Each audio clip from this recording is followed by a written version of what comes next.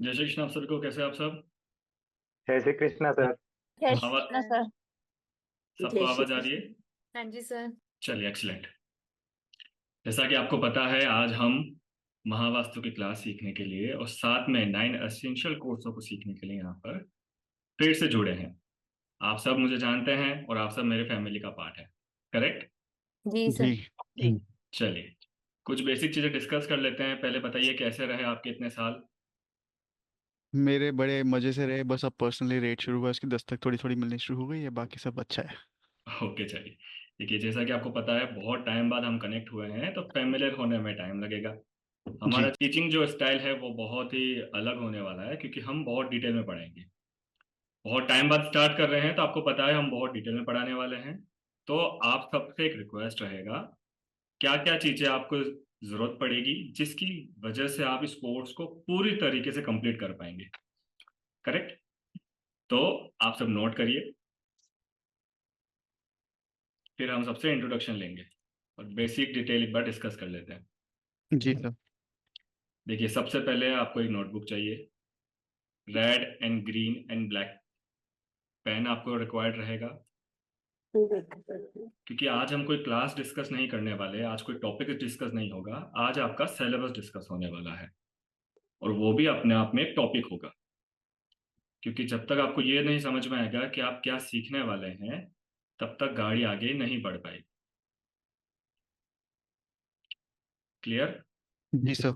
जिसके पीछे भी नॉइज होगी वो अपने माइक को म्यूट कर सकता है या नॉइज का कोई सॉल्यूशन कर सकता है। बाकी हम सब एक्टिव स्पीकर रहेंगे।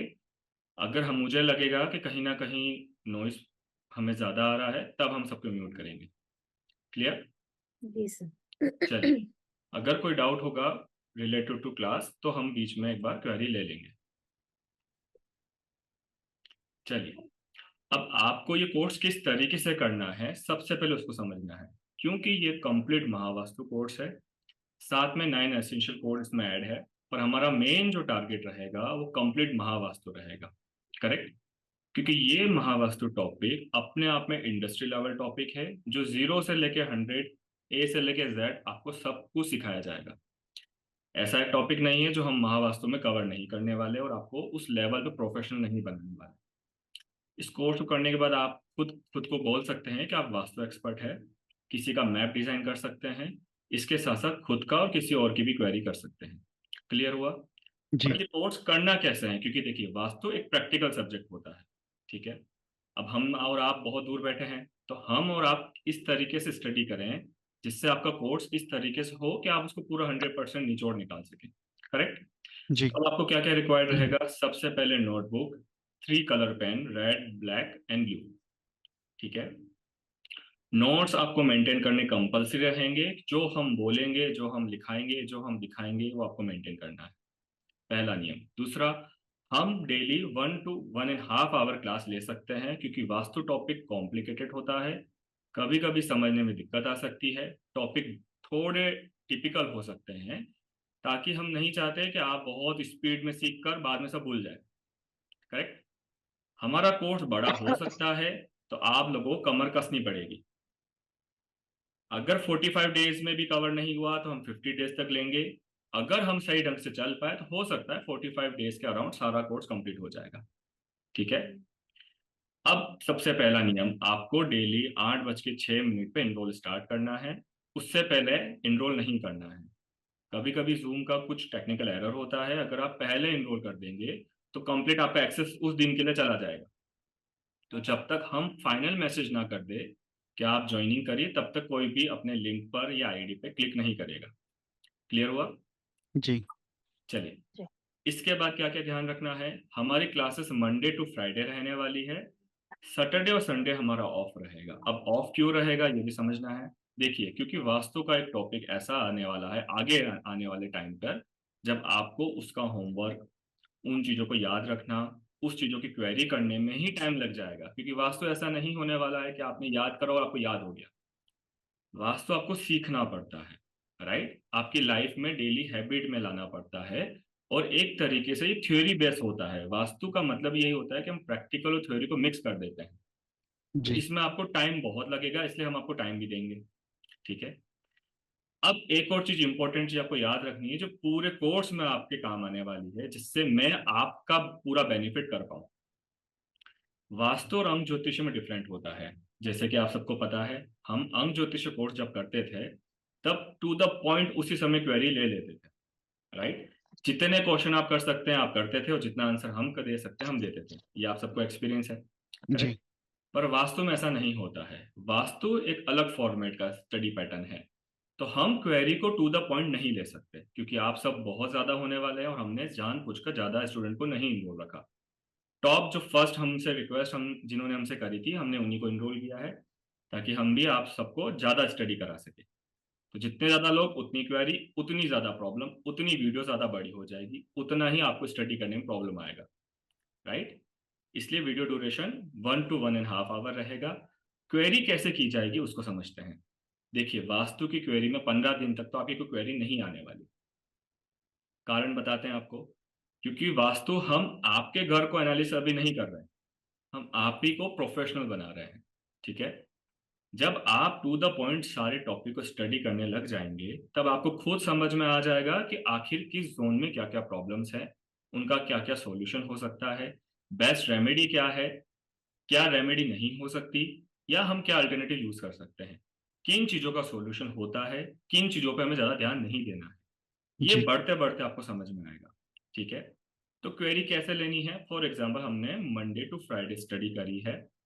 अब आपको सैटरडे संडे मिलेगा जितनी क्वेरी आप सोच सकते हैं टू द पॉइंट उन 4 दिनों में जो आपने स्टडी करी है, ठीक है। वो क्वेरी आपको एनालिसिस करनी है। अगर आपको आंसर मिल गया बहुत अच्छी बात है, अगर नहीं मिला है तब आप सब मुझे पर्सनली मैसेज करेंगे, ग्रुप में मैसेज नहीं करेंगे। क्योंकि वास्तु का डिस्कशन का ग्रुप में होने लग गया तो ऐसी खिचड़ी बनेगी कि आपको कुछ समझ में नहीं आएगा, ओके। ठीक है। तो वास्तु का टॉपिक पर्सनलाइज होता है, हम खुद आपको गाइड करेंगे टू द पॉइंट। तो क्वेरी कैसे होगी, मंडे टू फ्राइडे क्लासेस रहेगी, सैटरडे संडे आप उस वापस क्लासेस को रिवाइज करेंगे। जो भी क्वेरी आपको आ रही है, जो भी क्वेश्चन आप सोच सकते हैं उस टॉपिक के रिलेटेड, उन 4 दिनों में जो आपने स्टडी करा है, ठीक है, उन्हीं 4 दिन की क्वेरी को आपको हमसे पूछना है, जिसका आंसर आपको लगता है, या कोई ट्विस्ट है या कोई ट्रिक है, जो कुछ भी आप सोच सकते हैं, वो सारे क्वेश्चन आंसर आपको लिखने हैं। मैक्स टू मैक्स 5 क्वेश्चन रहेंगे तो अच्छा रहेगा, क्योंकि फिर मंडे को सारे स्टूडेंट के क्वेश्चन आंसर होंगे। हो सकता है कि बहुत सारे क्वेश्चन ऐसे हो जो सब कॉमन हो, ठीक है। तो हो सकता है वो जल्दी रिकवर हो जाए। जो कॉमन क्वेश्चन होंगे वो हम बिल्कुल कट कर देंगे और सबको एक यूनिवर्सल आंसर देंगे। ये जो हमारा क्वेश्चन आंसर पैटर्न रहेगा, इसकी वजह से आप वास्तु को बहुत अच्छे से कर पाएंगे। अब डेली कोई क्वेरी आ रही, फॉर एग्जांपल हमने मंडे को कोई टॉपिक पढ़ाया, अगर उस टॉपिक से रिलेटेड कोई कंफ्यूजन है, वो तो हम उसी समय ले सकते हैं। बट हम कोई एक्स्ट्रा एक्स्ट्रा क्वेरी को नहीं ले पाएंगे, उससे सबका टाइम वेस्ट होगा। और वास्तु का टॉपिक थोड़ा बड़ा होता है, तो डिस्कशन भी बड़ा हो जाएगा, एक एक टॉपिक पर 15 मिनट निकल जाएंगे, तो इससे सबका लॉस होगा। यहाँ तक क्लियर हुआ सबको, जी। ठीक है। फेस्टिवल जब हमारे होंगे उस समय हमारा ऑफ रहेगा। सैटरडे संडे हमारा ऑफ रहेगा। डेली 1 to 1.5 आवर क्लास रहेगी। 8:06 पर इनरोल होंगे। यहाँ तक सबको क्लियर हुआ। जी। जी। जब फर्स्ट बैच कंप्लीट होगा, यानी कि फर्स्ट वीक कंप्लीट होगा, उस समय के बाद आपके क्वेश्चन आंसर स्टार्ट हो जाएंगे। हो सकता है मंडे को, हो सकता है ट्यूसडे को, हो सकता है वेनेसडे को, ये डिपेंड करता है कंप्लीटली हम पर। आपको सब याद रखना है। क्वेश्चन पेपर हम लेकर आएंगे और ऑन डायरेक्ट आपका लाइव क्लास पे क्वेश्चन आंसर होगा, ABCD के रूप में। अब ये क्वेश्चन आंसर कोई ऐसा नहीं है कि हम कोई स्कूल का एग्जाम ले रहे हैं। ये एक रिवाइज टॉपिक रहेगा हमेशा, हर एक एटलीस्ट 2 और 3 क्लास होने के बाद, ताकि आप लोग हमेशा टॉपिक से जुड़े रहें। क्योंकि जैसे जैसे आगे बढ़ेंगे वैसे वैसे पीछे का जितना भी होगा आप शायद भूल जाएंगे। तो ये जो हमारा कैचिंग मेथड रहेगा, इसकी वजह से आप प्रोफेशनल बन जाएंगे और पूरा टॉपिक कवर करेंगे। यहाँ तक सबको क्लियर हुआ। जी सर। चलिए अब हम इंट्रोडक्शन ले लेते हैं। हालांकि मैक्सिमम लोग नीरज जी को जानते हैं, क्योंकि जो भी स्टूडेंट हमारे प्री रिकॉर्डेड थे और जो अभी हमें आगे प्री रिकॉर्ड फॉर्मेट में दिखेंगे, क्योंकि बहुत सारे स्टूडेंट प्री रिकॉर्डेड है जो अभी इस वेबिनार में इनरोल नहीं है, वो वेबिनार में इनरोल नहीं हो सकते, ना ग्रुप में इनरोल हो सकते हैं। तो वो लोग भी जब ऑनलाइन देख रहे हैं तो वो नीरज जी को जानते हैं, करेक्ट सबको प्रणाम। जी। तो आप अब एक एक करके इंट्रोडक्शन देंगे। सबसे पहले नीरज जी बता दीजिए। नमस्कार सर, नीरज सेतिया मेरा नाम है। न्यूमरोलॉजी करता हूँ, साथ साथ म्यूचुअल फंड्स का काम करता हूँ। दोनों को इतने अच्छे से क्लब कर पाया हूँ कि नाम बना है। और आपके वो नाम चेंज कराने के बाद से तो बहुत बहुत रैम्पेंट डिफरेंस आया, बहुत बड़ा डिफरेंस आया लाइफ में हर तरह से। So thank you so much for everything. Excellent Neeraj ji काफी टाइम से हमसे जुड़े हुए हैं और हमें इतना पता है कि इनकी क्वेरी की वजह से सबका भला हो पाया है, क्योंकि इन्होंने ऐसी ऐसी क्वेरी करी थी हमारे एक पर्टिकुलर बैच के अंदर। और वही बैच हमने हमारे सारे प्री रिकॉर्डेड स्टूडेंट को इतने टाइम तक प्रोवाइड करा है। जैसा कि आपको पता है, पिछले 2-2.5 साल से हम पर्सनली बहुत ज्यादा बिजी हैं। ना चाहते हुए भी हम ना तो प्रोफेशनली काम कर रहे थे, ना हम पर्सनल लेवल पे इतना अवेलेबल थे। चलिए आगे, चरणजीत जी क्या आप अवेलेबल हैं? जी सर। जी, आपके वीडियो नहीं जय शो हो श्री रहा है। कृष्णा सर। तो जय सर श्री थोड़ा कृष्ण। कैमरे का इशू है जी कोई इसका। बात नहीं, चलिए बताइए। जी जी। जी मेरा नाम चिरंजीत सिंह है और मैं आपका ओल्ड स्टूडेंट ही हूँ, आपको पता ही बिल्कुल होगा बिल्कुल पता है हमें। न्यूमेरोलॉजिस्ट। जी। जी। और अभी न्यूमेरोलॉजी के साथ साथ मेरा जो ट्रेडिंग कोचिंग का क्लासेस वगैरह लेता हूँ और ओके। बहुत बढ़िया चल रहा है सर। जैसे ही एक्सीलेंट आपका पता एक्सीलेंट। लगा तो थोड़ा बिल्कुल इंटरेस्टेड हो बिल्कुल। गया कि सर से अभी नेक्स्ट करते हैं। बिल्कुल एक बार जिन्होंने, दोबारा आपसे मिलकर बहुत अच्छा लगा सर। बिल्कुल बिल्कुल, चलिए एक्सीलेंट। मोनी जी आप बताइए। जय श्री कृष्ण सर। जय श्री कृष्ण जय मोनी श्री जी। कृष्ण सर। जी सर, मेरा नाम मोनित सर मैं अग्रवाल है सर। जी। मैंने आपसे सर न्यूमरोलॉजी का कोर्स किया हुआ है। बिल्कुल। जैसा कि आप जानते हो, और बहुत अच्छे से, ना कोई प्रॉब्लम रही और सारी चीजें अच्छी रही, काफी अच्छी रही। एक्सीलेंट और एक्सीलेंट। मैं ऑनलाइन ऑनलाइन क्लॉथिंग का बिजनेस भी करता हूँ साथ में। ओके, चलिए मोनी जी जी बहुत बहुत सर। स्वागत है आपका। शिवम जी, ऑप्शन चलो। जिनका सेशन एक बार इंट्रोडक्शन हो गया है वो अपने आप को म्यूट कर दीजिए। इस नमस्ते आपको और सभी साथियों को। मैं बाय प्रोफेशन एक सॉफ्टवेयर डेवलपर हूं ओके। और इस फील्ड में काफ़ी इंटरेस्ट है, एस्ट्रोलॉजी में, न्यूमरोलॉजी में, इस सब चीज़ों में। तो न्यूमरोलॉजी मैंने आपसे ही सीखी है बिल्कुल और शिवम जी। हालांकि रिकॉर्डेड सेशन था, बिल्कुल आपसे सीखी। और बिल्कुल। बाकी इसके बाद बस वास्तु का भी कोर्स आप ही के साथ आगे बढ़ रहा है। Let's see. Excellent excellent. चलिए प्री रिकॉर्ड स्टूडेंट को हम एक बेनिफिट दे देते हैं। अगर आपको लगता है कि अंक ज्योतिष से रिलेटेड कोई क्वेरी है आपकी है, तो आप हमें रिक्वेस्ट कर सकते हैं और हम टू द सेशन में ही जब एंड हो रहा होगा, अगर कोई ऐसी क्वेरी है जो हमसे आपको ड्यूरिंग कोर्स, जितने भी टाइम का ये कोर्स होने वाला है, अगर आपको रहेगा, आप सबको भी जो आप हमसे कोर्स कर, सबके लिए ये बेनिफिट है, तो भी आप हमसे पूछ सकते हैं। चलिए थैंक आगे बढ़ते हैं। अभय जी अनम्यूट करिए। जय श्री कृष्णा सर।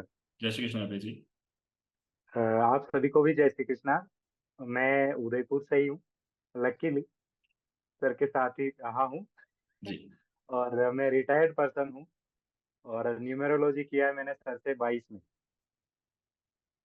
और अभी न्यूमेरोलॉजी का कुछ काम कर भी रहा हूँ। और अभी वास्तु का आपने नया शुरू किया है तो मैं इसमें भी आ गया हूँ और अच्छा इंटरेस्ट है। बाकी आपके साथ आगे बिल्कुल बढ़ते हैं। अभय जी। अभय जी ने काफी रिक्वेस्ट करी है कि वो हमसे मिलना चाहते हैं, बट ना चाहते हुए भी हमारे पास इतना टाइम नहीं रहा कि हम पर्सनली विजिट कर पाए। बट हाँ, फ्यूचर में हम आप सबसे मिलेंगे जैसे ही मौका मिलेगा। चलिए आगे बढ़ते हैं। रेखा जी। नमस्ते सर। नमस्ते रेखा मेरी जी। वर्मा। मैंने पिछली बार ज्वाइन किया था लेकिन कुछ कारणों से मैं क्लास नहीं कर पाई थी। जी। बाकी आपके रिकॉर्डेड सारे सेशन सुने मैंने और उसमें नोट्स भी तैयार किए और मुझे काफी इंटरेस्ट रहा। जिनको बताती हूँ उनको लगता है कि 99% उनको सही बता रही हूँ। जी। ऐसा उनकी डेट ऑफ बर्थ अगर मैं करती हूँ तो अच्छा लगता है बस। एक्सीलेंट रेखा जी, बहुत बहुत स्वागत है ऐसा लग आपका। रहा है कि बस आगे मुझे वास्तु सीखना है क्योंकि अभी मेरा घर भी बन रहा है तो ओके ओके। बेनिफिशियल रहेगा। चलिए ठीक है, बहुत, ये तो बहुत अच्छा सही समय है आपके लिए। चलिए भूषण जी। जय जय श्री कृष्ण सर। जय श्री कृष्ण भूषण जी, कैसे हैं? हाँ सर, मैं तो आपसे रिलेटेड हुई सर, जय बिल्कुल बिल्कुल। भूषण जी काफी टाइम से हमसे कनेक्टेड हैं। हाँ जी भूषण जी सर। बताइए। तो सर, न्यूमरोलॉजी आपसे सीखी, अभी वास्तु भी आपसे सीखेंगे। जी जी जी। न्यूमरोलॉजी से तो बहुत से लोगों का भला किया, मेरा भी बिल्कुल किया। बिल्कुल बिल्कुल, हमें ध्यान है। हाँ भूषण जी के काफी क्लाइंट हमसे भी कनेक्ट हुए हैं। चलिए आगे बढ़ते हैं। लता जी आप बताइए। जय श्री कृष्णा सर। जय श्री कृष्ण लता जी। न्यूमरोलॉजी तो आपसे सीखी है और काम भी करते हैं उसके ऊपर, बाकी Excellent. कंसल्टेंसी भी करती हूँ।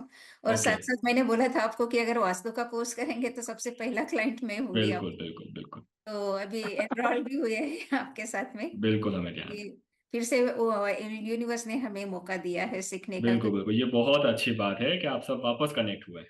हम हाँ भी चाहते थे कि कहीं ना कहीं हम आपको याद तो कर ही रहे थे, क्योंकि हमें हाँ, सारे स्टूडेंट याद रहे।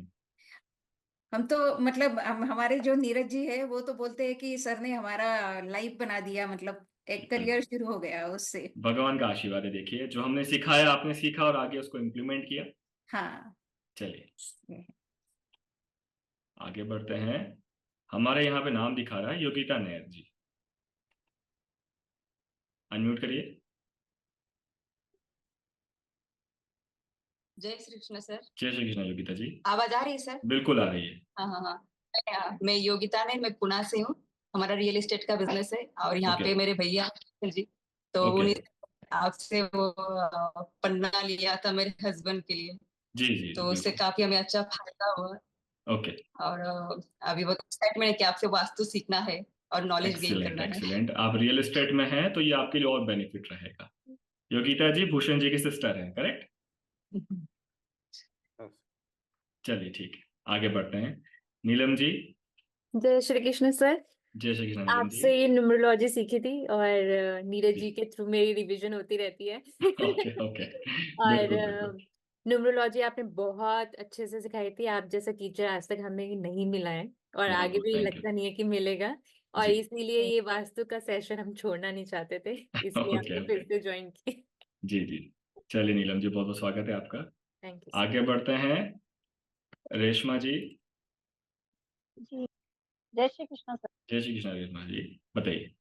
सर 2022 में मेरे हस्बैंड ने मनीषा ओझा जी ने आपसे न्यूमरोलॉजी सीखी। ओके, यस उनके हमें साथ याद है। कुछ क्लासेस, उनके साथ मैंने भी क्लासेस ली थी साथ में, बिल्कुल बिल्कुल जी। और नोट्स बनाए थे और मैंने उस पर काम भी किया। काफी काफी प्रैक्टिस की न्यूमरोलॉजी। काफी और प्रैक्टिस करी। अब मैं जी, आपसे वास्तु का कोर्स करना चाहती हूँ। चलिए आप हमसे फर्स्ट टाइम जुड़े हैं तो आपको हम जी अब समझाते हैं कि देखिए हमारा जो ये ग्रुप है, हम जितने भी लोग अभी हैं, हम सब ऐसा फैमिली रहेंगे। ठीक है, चाहे ग्रुप में कोई डिस्कशन हो, चाहे हम लाइव क्लासेस में रहें, किसी की क्वेरी में किसी को प्रॉब्लम नहीं होनी चाहिए, किसी की डिले में किसी को प्रॉब्लम नहीं होना चाहिए। अगर किसी कारणवश नेट का इशू आपके तरफ से या हमारी तरफ से आ जाता है तो वो टेक्निकल एरर किसमें या तो क्लास ऑफ हो जाएगी या आपकी तरफ से तो आप एक पर्टिकुलर पर्सन वहां से डिलीट हो जाएगा। परेशान किसी को नहीं होना है, हर वीडियो रिकॉर्डिंग आपको प्रोवाइड की जाएगी। अब आप सबको अपना वो ईमेल आईडी हमें प्रोवाइड करना है जो आपके यूट्यूब से डायरेक्ट लिंक रहेगा, वही हम आपको प्राइवेट एक्सेस के रूप में दे पाएंगे। करेक्ट? चलिए अब क्लास स्टार्ट करते हैं। आप सब तैयार हैं? जी जी सर।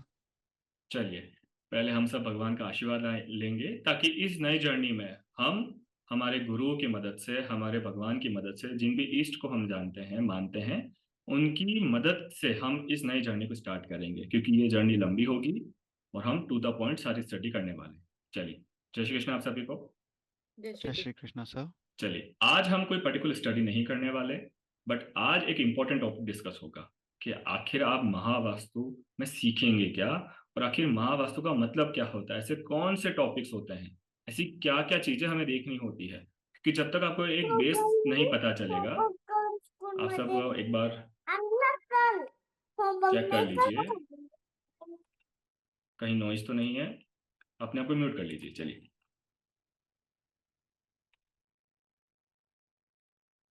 चलिए आवाज आ रही है तो थम्स अप कर लीजिए।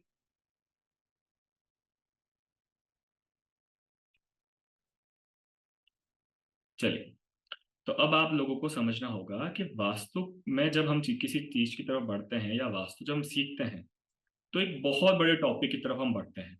तो जब तक हमें यही नहीं पता चलेगा कि हम सीखना क्या वाले हैं या सीखना क्या चाहते हैं, तब तक आप लोग आगे नहीं बढ़ पाएंगे। तो एक बेटर गाइडेंस, एक दूर की नजर होनी जरूरी है। तो आज हम उन्हीं टॉपिक को देखेंगे कि ये पूरा कोर्स आखिर क्या है, किन किन चीजों से मिलकर ये कोर्स बनेगा और आप क्या क्या सीखने वाले। क्लियर हुआ? क्या आप सबको स्क्रीन दिख रही है? चलिए एक्सीलेंट, आगे बढ़ते हैं। जो नोट करना चाहता है वो नोट भी कर सकता है, वरना वीडियो रिकॉर्डिंग दी जाएगी तो आप आराम से एक बार और स्टडी कर सकते हैं। ये टॉपिक अपने आप में स्टडी का पार्ट रहेगा, क्योंकि क्या क्या सीखने वाले हैं वो भी याद होना चाहिए कि वास्तु एक्सपर्ट होता क्या है। करेक्ट। चलिए सबसे पहले देखिए, ये जो हमारा कोर्स है ये एक कंप्लीट स्पिरिचुअल पैकेज रहेगा, जिसमें हम वास्तु के साथ अलग कोर्स जो कि स्पिरिचुअल की ही कोर्सेज रहेंगे उसको भी इंक्लूड करेंगे, जो कि हम आगे डिस्कस करेंगे। ठीक है। ये एक ऑल इन वन कोर्स है जो advance Mahavastu and 9 spiritual mastery course को कवर करता है। ठीक है। सबसे पहले हम देखेंगे एडवांस महावास्तु। तो देखिए, अब महावास्तु में क्या क्या देखेंगे। सबसे पहले आप लिख सकते हैं, चाहे नोट कर सकते हैं। लिखिए इंट्रोडक्शन ऑफ वास्तु, कि आखिर वास्तु होता क्या है। उससे पहले हम एक बार पॉज लेंगे। अगर हम स्पीड में चल रहे हैं, अगर आपको लगता है कि आप लिख नहीं पा रहे हैं, या आपको लगता है कि हम साउंड क्लियर नहीं कर रहे हैं, तो कोई एक वॉलंटियर करके हमें इन्फॉर्म कर सकता है। ठीक है, चलिए आगे बढ़ते हैं। Introduction of vastu. देखिए, वास्तु का इंट्रोडक्शन बहुत जरूरी है कि वास्तु का इतिहास कहाँ है, कहाँ से वास्तु आया, कितना पुराना है, किस तरीके से यूज किया जाता है, क्यों यूज करना जरूरी है। ये सारे आयामों को हमें समझना होता है, जिसको हम इंट्रोडक्शन में कवर कर लेंगे। उसके बाद हम आगे बढ़ेंगे, फिर देखेंगे कि वास्तु में जब हम वास्तु पुरुष बार बार सुनते हैं तो वास्तु पुरुष मतलब होता क्या है। नॉर्मली सबको पता है, स्टोरी सबको पता है, बट गिनी चुनी बातें हैं। हमें स्टेप बाय स्टेप पूरा डिटेल में समझना है, ताकि हम कभी भूल ना पाए। और अगर 4 जने हमसे पूछ रहे हैं तो तुरंत हमारा आंसर आना चाहिए, हमारा कॉन्सेप्ट क्लियर होना चाहिए। हमें बार बार याद नहीं रखना है, हमें इन चीजों को समझना रहेगा। ठीक है। तो फिर हम लिखेंगे, हम देखेंगे हाउ वास्तु पुरुष helps in building a perfect house. क्योंकि वास्तु का मतलब क्या है, हम उसका यूज ही बिल्डिंग बनाने के लिए करेंगे, ताकि जिस घर में या जिस ऑफिस में हम रह रहे हैं, जिस फैक्ट्री में, जिस जगह पे हम काम कर रहे हैं, वहां पे हमें 100% आउटपुट आ सके, जो हमारे लिए बेनिफिशियल है। ठीक है। आगे बढ़ेंगे, फिर हम देखेंगे कि 5 एलिमेंट जो पंच तत्व है हमारे, इन पंच तत्वों को हम किस तरीके से देखते हैं, कौन कौन से पंच तत्व हैं जो वास्तु शास्त्र में हम देखेंगे, और उनके रोल क्या है हमारी लाइफ में। आखिर ये पंच तत्व कैसे एक इंसान के जीवन में बहुत बड़ा प्रभाव डालते हैं, और कैसे वो पंच तत्व जिस घर में, जिस स्थान पे हम रह रहे हैं, उस पर बहुत असर डालते हैं, और फिर इवेंचुअली वो असर हम पर भी आता है। उसको हम इस टॉपिक में देखेंगे, सीखेंगे। आगे बढ़ेंगे, फिर हम ये देखेंगे कि आखिर 9 प्लैनेट्स जो हमारे नवग्रह हैं, उनका वास्तु में क्या रोल है। वास्तु सिर्फ ये नहीं होता है कि हमने किसी डिजाइन को देख लिया, कब कहाँ कैसे क्या क्या बनना चाहिए और वास्तु हो गया। वास्तु का मतलब होता है कि हम पूरे अकल्ट को एक साथ उस जगह पे इंप्लीमेंट करते हैं, और फिर ये देखते हैं कि वहां पे बेस्ट क्या होना चाहिए। उसका मतलब वास्तु होता है। तो इसमें हर एक चीज का रोल होगा। ठीक है। जिसमें 9 प्लेनेट इंपॉर्टेंट है, एंड उनके रोल क्या होते हैं वास्तु में, और फिर वही चीज हमारे ऊपर कैसे असर डालता है। ठीक है। जिसको हम डिटेल में सीखेंगे। आगे बढ़ेंगे और हम देखेंगे कि आखिर 8 डायरेक्शन, जो 8 दिशाएं हमारी है, वैसे तो हम 4 दिशाएं बोलते हैं। ठीक है। नॉर्थ हो गया, साउथ हो गया, ईस्ट हो गया, वेस्ट हो गया, पर इसके अलावा भी हम जोन्स में और डायरेक्शन में चीजों को देखेंगे। तो टोटल 8 दिशाएं होती है। ठीक है। उत्तर से ईशान कोण, ईशान कोण से वायव्य कोण, ये सारे कोण हम देखने वाले हैं। ठीक है। और उनके क्या क्या इफेक्ट होते हैं वो भी हम सीखेंगे। चलिए, इसके बाद आखिर जो 16 जोन है, 16 जोन इन वास्तु एंड उनके इफेक्ट। 8 डायरेक्शन हो गई, बट इनके पैरेलल, इनके बीच में जो जोन्स आते हैं, उनको मिला के फिर ये 16 जोन बनते हैं। उनका क्या हम पे प्रभाव रहेगा, उनका यूज कितना करना है, कहाँ उनको देखना है, उसका पर्पस क्या है, वो हम सब इस टॉपिक में देखेंगे। उनको याद करेंगे और आगे चीजों को समझेंगे। ये बेस है हमारा। जब ये बेस क्लियर होने लगेगा, तब हम प्रोफेशनल लेवल पे बढ़ेंगे, क्योंकि हम आपको एक ही बार में इतना नहीं पढ़ा सकते, समझा सकते कि आप कंफ्यूज हो जाए। ठीक है। आगे देखते हैं, फिर हम देखेंगे 32 major vastu zone and their effects, के जो 32 मेजर वास्तु जोन्स होते हैं, जो आपने कहीं ना कहीं सुना होगा। 32 प्रवेश द्वार होते हैं, 32 जोन होते हैं, वो सब हम इस टॉपिक में देखेंगे। यहाँ आते आते आपको एक बेसिक लेवल क्लियर हो जाएगा। ठीक है, चलिए आगे बढ़ते हैं। जब बेसिक क्लियर होगा तब आप थोड़ा आगे बढ़ेंगे और फिर देखेंगे कि types of land in vastu, कि आखिर कितने प्रकार के लैंड्स होते हैं, प्लॉट्स होते हैं। ठीक है, क्या वो हमारे लिए अच्छे हैं या बुरे हैं, हम उनको आइडेंटिफाई करेंगे कि वो गुड लैंड है या बैड लैंड है, या वो जो भूमि है हमारे लिए अच्छी है, उत्तम है, या कहीं ना कहीं हमारे लिए वो खराब रहेगी। वो हम इस टॉपिक में देखेंगे। ये एक बड़ा टॉपिक होगा जिसको शायद 2 पार्ट में कवर करना पड़ेगा, पर हम हर एक टाइप का प्लॉट देखेंगे। ठीक है, आगे बढ़ेंगे, फिर हम देखेंगे कि प्लॉट तक तो समझ में आ गया, पर क्या ये इनफ है। आगे हम सीखेंगे कि 3 मेजर रूल्स क्या होते हैं वास्तु के, जिनका यूज करते हैं हम किसी भी भूमि को लेने के लिए, खरीदने के लिए। ठीक है, 3 vastu rule for selecting the right plot. अब ये प्लॉट मतलब कुछ भी हो सकता है। जब भी हम कोई भूमि बोल रहे हैं, मतलब वो भूमि किसी भी टाइप की हो सकती है, किसी भी पर्पस के लिए हो सकती है। ठीक है, इसका मतलब ये नहीं है कि हम घर की भूमि अलग परचेस करते हैं और किसी फैक्ट्री की या किसी बिजनेस के लिए कोई हम अलग भूमि परचेस करते हैं। ये सब एक ही चीज है। हम उस पर क्या बनाते हैं वो हमारा गोल होता है। ठीक है, चलिए आगे हम देखेंगे how to check soil quality in land. जो भूमि की मिट्टी है उसका भी अपना एक स्वरूप होता है, उसकी भी एक क्वालिटी होती है, उसका भी एक टाइप होता है वास्तुशास्त्र में, उसका एक स्पेसिफिक नाम होता है, उसका एक व्यवहार स्वभाव होता है। उस भूमि का असर भी उस जगह पे बनने वाले स्थान पर बराबर आता है।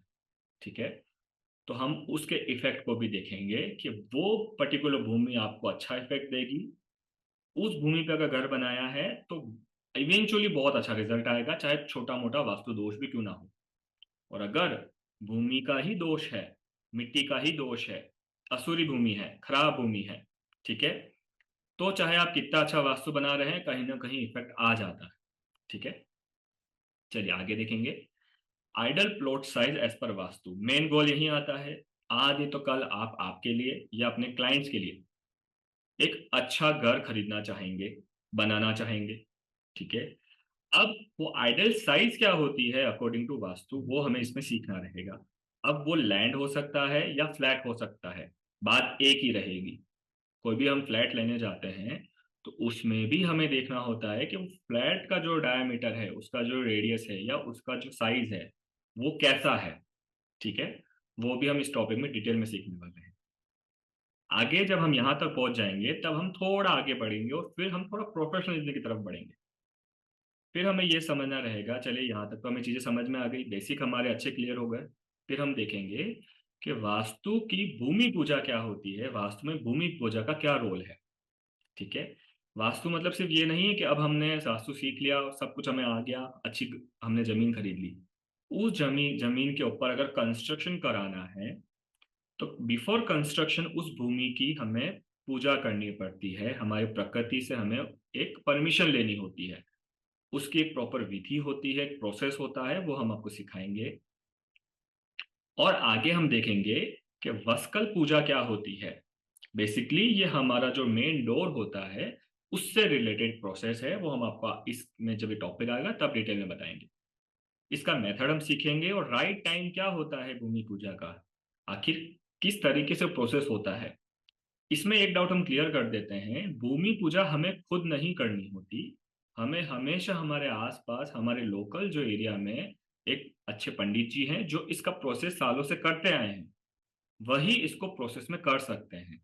तो ये नहीं समझना है कि भूमि पूजा अगर हमको समझ में आ गई तो हम खुद करेंगे। ठीक है, अनटिल अनलेस आप ऐसी जगह पे घर बना रहे हैं या कोई लोकेशन ऐसी है जहाँ पे कोई अवेलेबल ही नहीं है, तब हम इस प्रोसेस को खुद यूज कर सकते हैं। क्लियर हुआ? चलिए आगे बढ़ते हैं। फिर हम देखेंगे कि आखिर विच स्लोप के कोई भी प्लॉट अगर होता है, लैंड अगर होता है, तो उसमें कहीं ना कहीं स्लोप भी आ जाता है। ये जरूरी नहीं है, पर मेजर केसेस में ऐसा देखा जाता है कि कहीं ना किसी डायरेक्शन में स्लोप है। तो अगर नॉर्थ में स्लोप है तो क्या रहेगा, साउथ में स्लोप है तो क्या रहेगा, ईस्ट में है तो क्या रहेगा, वेस्ट में है तो क्या रहेगा, नॉर्थ ईस्ट में स्लोप है तो क्या होगा, साउथ वेस्ट में स्लोप है तो क्या रहेगा, इनके क्या क्या इफेक्ट होते हैं, स्लोप का क्या सॉल्यूशन है, ये सारा हम इस टॉपिक में देखेंगे। फिर एक बहुत कॉमन टॉपिक है और इसमें सब जने कंफ्यूज है, और ये टॉपिक सीरियस टॉपिक है, ठीक है, कि आखिर कौन सी रोड हमारे प्लॉट या घर के आसपास होती है जो अकॉर्डिंग टू वास्तु हमारे लिए अच्छी है या बुरी है। हम हर टाइप की रोड हिट को, कि किस डायरेक्शन से आपका हिट आ रहा है रोड का, किस डायरेक्शन से आपकी रोड जा रही है, किस डायरेक्शन में आपकी ओपनिंग होती है रोड साइड में, वो सब हम इस टॉपिक में डिटेल में देखेंगे और ये फाइंड करेंगे कि शुभ है तो हमें किस तरीके से आगे प्रोसेस करना है, बट अगर अशुभ है तो उसकी क्या पॉसिबल रेमेडी हो सकती है, ठीक है। फिर आगे हम देखेंगे right time to start construction for any building. देखिए वैसे तो आजकल बिजनेस पर्पज से कंस्ट्रक्शन तो कभी भी स्टार्ट हो जाता है, ठीक है, बट अगर हम हमारे एंशियंट नॉलेज को फॉलो करेंगे, हमारे ट्रेडिशनल पर्पज को पूरा करना चाहेंगे, तब हमें एक राइट टाइम होता है किसी भी बिल्डिंग का कंस्ट्रक्शन स्टार्ट करने में। स्टार्टिंग मेन इंपॉर्टेंट, अब वो कितने टाइम में बन रहा है वो हमारा गोल नहीं है। बेसिकली ये एक तरीके से मुहूर्त है कि आप कब उस चीज का शुभारंभ करें कि सारे रिजल्ट शुभ और आपके फेवर में रहे, ठीक है। बहुत लोग इसको सीरियसली फॉलो करते हैं तो अच्छे रिजल्ट लेते हैं, बहुत सारे लोग नहीं कर पाते या उन्हें नॉलेज नहीं होता, तो ये हमें आगे सीखना पड़ेगा, ठीक है। चलिए आगे बढ़ते हैं। फिर हम आगे देखेंगे कि वास्तु की जो रेमेडीज होती है बिफोर स्टार्टिंग कंस्ट्रक्शन, ना चाहते हुए हमें ऐसी जमीन लेनी पड़ रही है या हम वो अपॉर्चुनिटी खोना नहीं चाहते क्योंकि जमीन बहुत अच्छी लग रही है, हमें लोकेशन अच्छी है, छोटी मोटी दिक्कत वास्तु में हो सकती है, बट फिर भी हमें ये देखना रहेगा कि कंस्ट्रक्शन स्टार्ट होने से पहले ही हम उस जगह पे, उस भूमि पे ऐसी रेमेडी कर लें कि अगर कोई दोष है या कहीं ना कहीं प्रॉब्लम है किसी भी डायरेक्शन से, भूमि से रिलेटेड, सॉइल से रिलेटेड, तो वो रेमेडी हम पहले ही कर लें ताकि एक बहुत अच्छा कंस्ट्रक्शन बनाने के बाद हम वास्तु का पूरा रिजल्ट ले पाए। वो हम इस टॉपिक में डिटेल में सीखेंगे। क्लियर हुआ यहाँ तक? चलिए आगे बढ़ते हैं। फिर हम देखेंगे कि मेन डोर प्लेसमेंट क्या होता है। देखिए जमीन का काम हमारा हो गया, हमारा लैंड परचेसिंग का काम हो गया, हमने कंस्ट्रक्शन का भी चीज देख लिया। अब हम उसमें जब कंस्ट्रक्शन स्टार्ट होगा तो हमें सबसे पहले क्या देखना है कि एंट्री कहाँ से देंगे, ठीक है। तो वो हम इस टॉपिक में देखेंगे कि मेन डोर प्लेसमेंट एंड उसके इफेक्ट एंड उसकी रेमेडी क्या क्या हो सकती है। ना चाहते हुए भी अगर घर बना हुआ है ऑलरेडी और उसका जो मेन डोर गलत जगह पे है, ठीक है, तो वहीं से मेजर प्रॉब्लम स्टार्ट और एंट्री, नेगेटिव एंट्री स्टार्ट हो जाती है। तो हमें उसकी रेमेडी और उसका पूरा सॉल्यूशन यहाँ सीखना रहेगा, ठीक है। जब यहाँ तक हम क्लियर हो जाएंगे तो हमारा एक नया टॉपिक स्टार्ट होगा जो कंप्लीटली डिफरेंट टॉपिक है। कुछ लोगों के लिए टॉपिक हार्ड हो सकता है, आप नोट कर लीजिए, स्पेशल हाईलाइट कर लीजिए। इस टॉपिक में आपको खुद के लिए टाइम निकालना रहेगा, चाहे हमें क्लासेस लंबी करनी पड़े कोई बात नहीं, पर ये सब हम आपको याद कराएंगे। देखिए 45 वास्तु देवता, जो हमारे 45 डेइटीज हैं, उनके क्या क्या इफेक्ट्स होते हैं हमारे प्लॉट पर, हमारे घर में, उनकी रेमेडी क्या है। देखिए बेसिकली किसी भी भवन में, किसी भी घर में, किसी भी बिल्डिंग में अगर हम वास्तु की डिटेल देखेंगे तो उसके डिटेल अलग अलग तरीकों से देखा जाता है, ठीक है। फॉर्मूला 1 अलग होगा, फॉर्मूला 2 अलग होगा, फॉर्मूला 3 अलग होगा, ठीक है। तो ये जो एक पर्टिकुलर 45 देवता का टॉपिक है, ये अपने आप एक नया टॉपिक है, इसको को रिलेट नहीं करना है। अगर आपने दूसरे टॉपिकों को और इन टॉपिकों को मिक्स कर दिया तो आप कभी वास्तु को समझ नहीं पाएंगे, ठीक है। इसका एग्जाम्पल देते हैं। अगर हमें किसी डेस्टिनेशन पे जाना है तो हम 10 तरीकों से उस डेस्टिनेशन पे जा सकते हैं। हम उड़ के जा सकते हैं, हम पानी से जहाज लेके जा सकते हैं, ठीक है, अगर वहां रास्ता अवेलेबल है। हम 2 व्हीलर जा सकते हैं, हम 4 व्हीलर जा सकते हैं, हम पैदल भी जा सकते हैं। पर्पस हमारा सब में पूरा हो रहा है, ठीक है। तो एक वास्तु का नया आयाम है, एक नया टॉपिक समझ लीजिए, ठीक है। बट ये बड़ा टॉपिक है जिसमें हम ये देखेंगे कि उस भूमि पे 45 देवी देवता कहाँ कहाँ विराजमान है, उनका किस जोन में असर रहता है, वो क्या क्या साइड इफेक्ट या पॉजिटिव इफेक्ट हमें देते हैं। अगर उस जगह पे जोन है तो उस देवता से रिलेटेड हम पे साइड इफेक्ट रहेंगे, उसकी क्या क्या पॉसिबल रेमेडी हम कर सकते हैं, क्या क्या सोल्यूशन हम कर सकते हैं, ये सब हम इसमें सीखेंगे। इन देवता के मंत्र क्या होते हैं, हम कैसे उसको मैनिफेस्ट कर सकते हैं, सब कुछ इस टॉपिक में कवर होगा, ठीक है। चलिए आगे हम देखेंगे कि Brahmasthan in Vastu the most important thing. ठीक है, जैसे किसी मंदिर के अंदर आप भगवान को देखते हैं, किसी भी चीज का अगर बैलेंस पॉइंट देखते हैं तो वो ब्रह्म स्थान होता है। ठीक है, वो हम इस टॉपिक में देखेंगे, उसका क्या क्या इंपॉर्टेंस है। ब्रह्म स्थान मतलब ब्रह्मा जी, उनको कितने पद मिले हुए हैं, उनका क्या क्या इफेक्ट होता है हमारे प्लॉट में, उसको क्यों हमें इतना इंपॉर्टेंस देना है, और सारा सॉल्यूशन यहीं से कैसे स्टार्ट होता है। एनर्जी फ्लो ब्रह्म स्थान से स्प्रेड होता है, कैसे हम इसको बैलेंस करेंगे, कैसे इसकी रेमेडी होती है, वो सब हम इसमें सीखेंगे। चलिए आगे बढ़ते हैं। How to find marma point in vastu and their effect in our life. तो देखिए, जो वास्तु पुरुष होता है उसको जब हम स्टडी करेंगे तो उसी दौरान हम जब आगे बढ़ेंगे तो हमें यह समझ में आएगा कि वास्तु के अंदर वास्तु पुरुष के अलावा उसके मर्मा पॉइंट भी होते हैं। ठीक है, जब हम उन पॉइंट को देखेंगे तो उस पॉइंट पे अगर कुछ ऐसी गड़बड़ी है तो उससे रिलेटेड हमारे ऊपर साइड इफेक्ट आते हैं। कभी कभी वो साइड इफेक्ट घुटनों का दर्द, कोहनी का दर्द, कमर का दर्द, सर का दर्द, उससे रिलेटेड होता है। इस टाइम पे आप ये समझेंगे कि सारा सॉल्यूशन हो चुका है फिर भी रेमेडी नहीं हो रही है, सिर्फ एक पर्टिकुलर चीज हमें तंग कर रही है। हमारे पास सब कुछ बढ़िया है पर हमारे पाँव में दर्द है, हमारे पास सारी सक्सेस है और डॉक्टर के पास उसका जवाब नहीं है। तब हम इस पॉइंट में उस चीज का डिटेल देखेंगे, और कंस्ट्रक्शन करते समय मर्मा पॉइंट का कितना ध्यान रखना चाहिए वो भी हम इसमें सीखेंगे। अभी मैं एक बात और क्लियर कर देता हूँ। देखिए, क्योंकि हम सबके घर बने हुए हैं और जाने अनजाने में आप जब वास्तु को सीखेंगे तो आपको ये समझ में आएगा कि वास्तु दोष तो बहुत ज्यादा होता है। ठीक है, इस एंगल पे जाएंगे तो उस एंगल में प्रॉब्लम है, उस एंगल में जाएंगे तो इस एंगल में प्रॉब्लम है। ठीक है, तो पहले एक चीज क्लियर कर देते हैं, हम एक विद्या को सीख रहे हैं, डरने का बात नहीं है, हम इसका सॉल्यूशन आगे बढ़ेंगे, आगे सीखेंगे। ठीक है, तो आपको ये समझना है कि आप अभी लर्निंग प्रोसेस में है, हर चीज का सॉल्यूशन होता है। तो ऐसा नहीं सोचना है कि अब तो हमारा घर तोड़ना पड़ेगा, अब तो हमें घर बेचना पड़ेगा या एक्स वाई जेड। कुछ केसेस में ऐसा होता है कि अगर क्लाइंट या आप लोग उस लेवल पे कंफर्टेबल है या आप उस टाइमलाइन में है कि आप घर बेच सकते हैं या घर का नया कंस्ट्रक्शन कर सकते हैं, तो आपके लिए ज्यादा बेनिफिशियल रहेगा। अप टू डिपेंड करता है कि आप कितना कंफर्टेबल हैं उस सिचुएशन में। ठीक है, तो एकदम से परेशान नहीं होना है। आगे बढ़ते हैं, फिर हम ये देखेंगे कि वास्तु का हमारा जो किचन एरिया होता है, जिसको हम अग्निकोण भी बोलते हैं, जिसको हम साउथ ईस्ट भी बोलते हैं। ठीक है, आखिर उसका आइडियल प्लेसमेंट कहाँ है? वन वर्ड आंसर सबको पता है, साउथ ईस्ट में होना चाहिए। बट किस तरीके से होना चाहिए, वहां किन किन बातों का ध्यान रखना है, एंगल कैसे रहेगा, हमारा डायरेक्शन किस तरफ होना चाहिए खाना बनाते समय, आखिर उन किन किन चीजों का हमें किचन में ध्यान रखना है, उन सारी रेमेडीज को हम इसमें देखेंगे, समझेंगे। ठीक है, अगर जाने अनजाने किचन बिल्कुल अलग जोन में बना हुआ है, ठीक है, अग्निकोण में अगर हम देख रहे हैं किचन होना चाहिए और कहीं ना कहीं आपने ईशान कोण में बना रखा है, नॉर्थ वेस्ट में वायव्य कोण में बना रखा है, अग्नि और पानी को मिला रखा है, तो इसका क्या सॉल्यूशन होगा, कैसे जोन शिफ्ट होते हैं, वो सब हम इसमें सीखेंगे। ठीक है, चलिए आगे बढ़ते हैं। Vastu for puja room, idol placement for remedies. इस पे 100% आप लाइन खींच के लिख लीजिए, मोस्ट इंपोर्टेंट टॉपिक। क्योंकि ब्रह्म स्थान के बराबर अगर कोई स्थान घर में है तो वो है नॉर्थ ईस्ट, और नॉर्थ ईस्ट में कुछ होना चाहिए तो वो पूजा रूम होना चाहिए। बट नहीं है तब क्या करें, बन नहीं सकता तब क्या करें।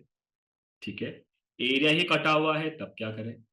ठीक है, किन किन तरीकों से हम पूजा रूम को, अगर नॉर्थ ईस्ट में नहीं है तो फिर कहाँ करें, ठीक है, कहाँ उसका प्लेसमेंट करें, ये सब हमें इसमें सीखना होता है। कभी कभी कुछ डिजाइन ऐसे होते हैं, क्लाइंट जिद्दी होता है या बहुत ज्यादा ऐसा इंटीरियर डिजाइन होता है कि ना चाहते हुए भी हम अब उसको वहां पे नहीं प्लेस कर सकते जो उसका जोन है।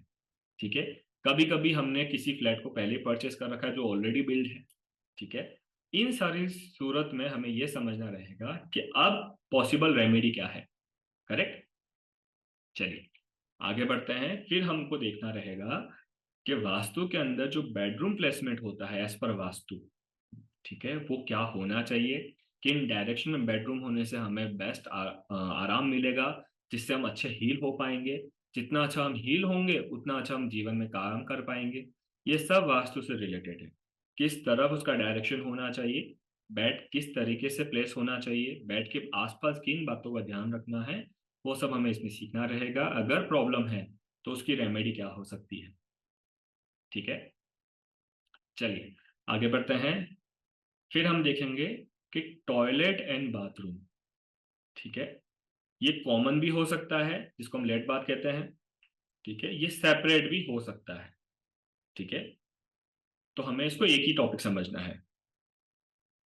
हालांकि वन वर्ड आंसर अगर अलग अलग बने हुए हैं, दोनों का पार्टीशन है अगर, तो अच्छी बात होती है, बट जोन करेक्ट होना चाहिए।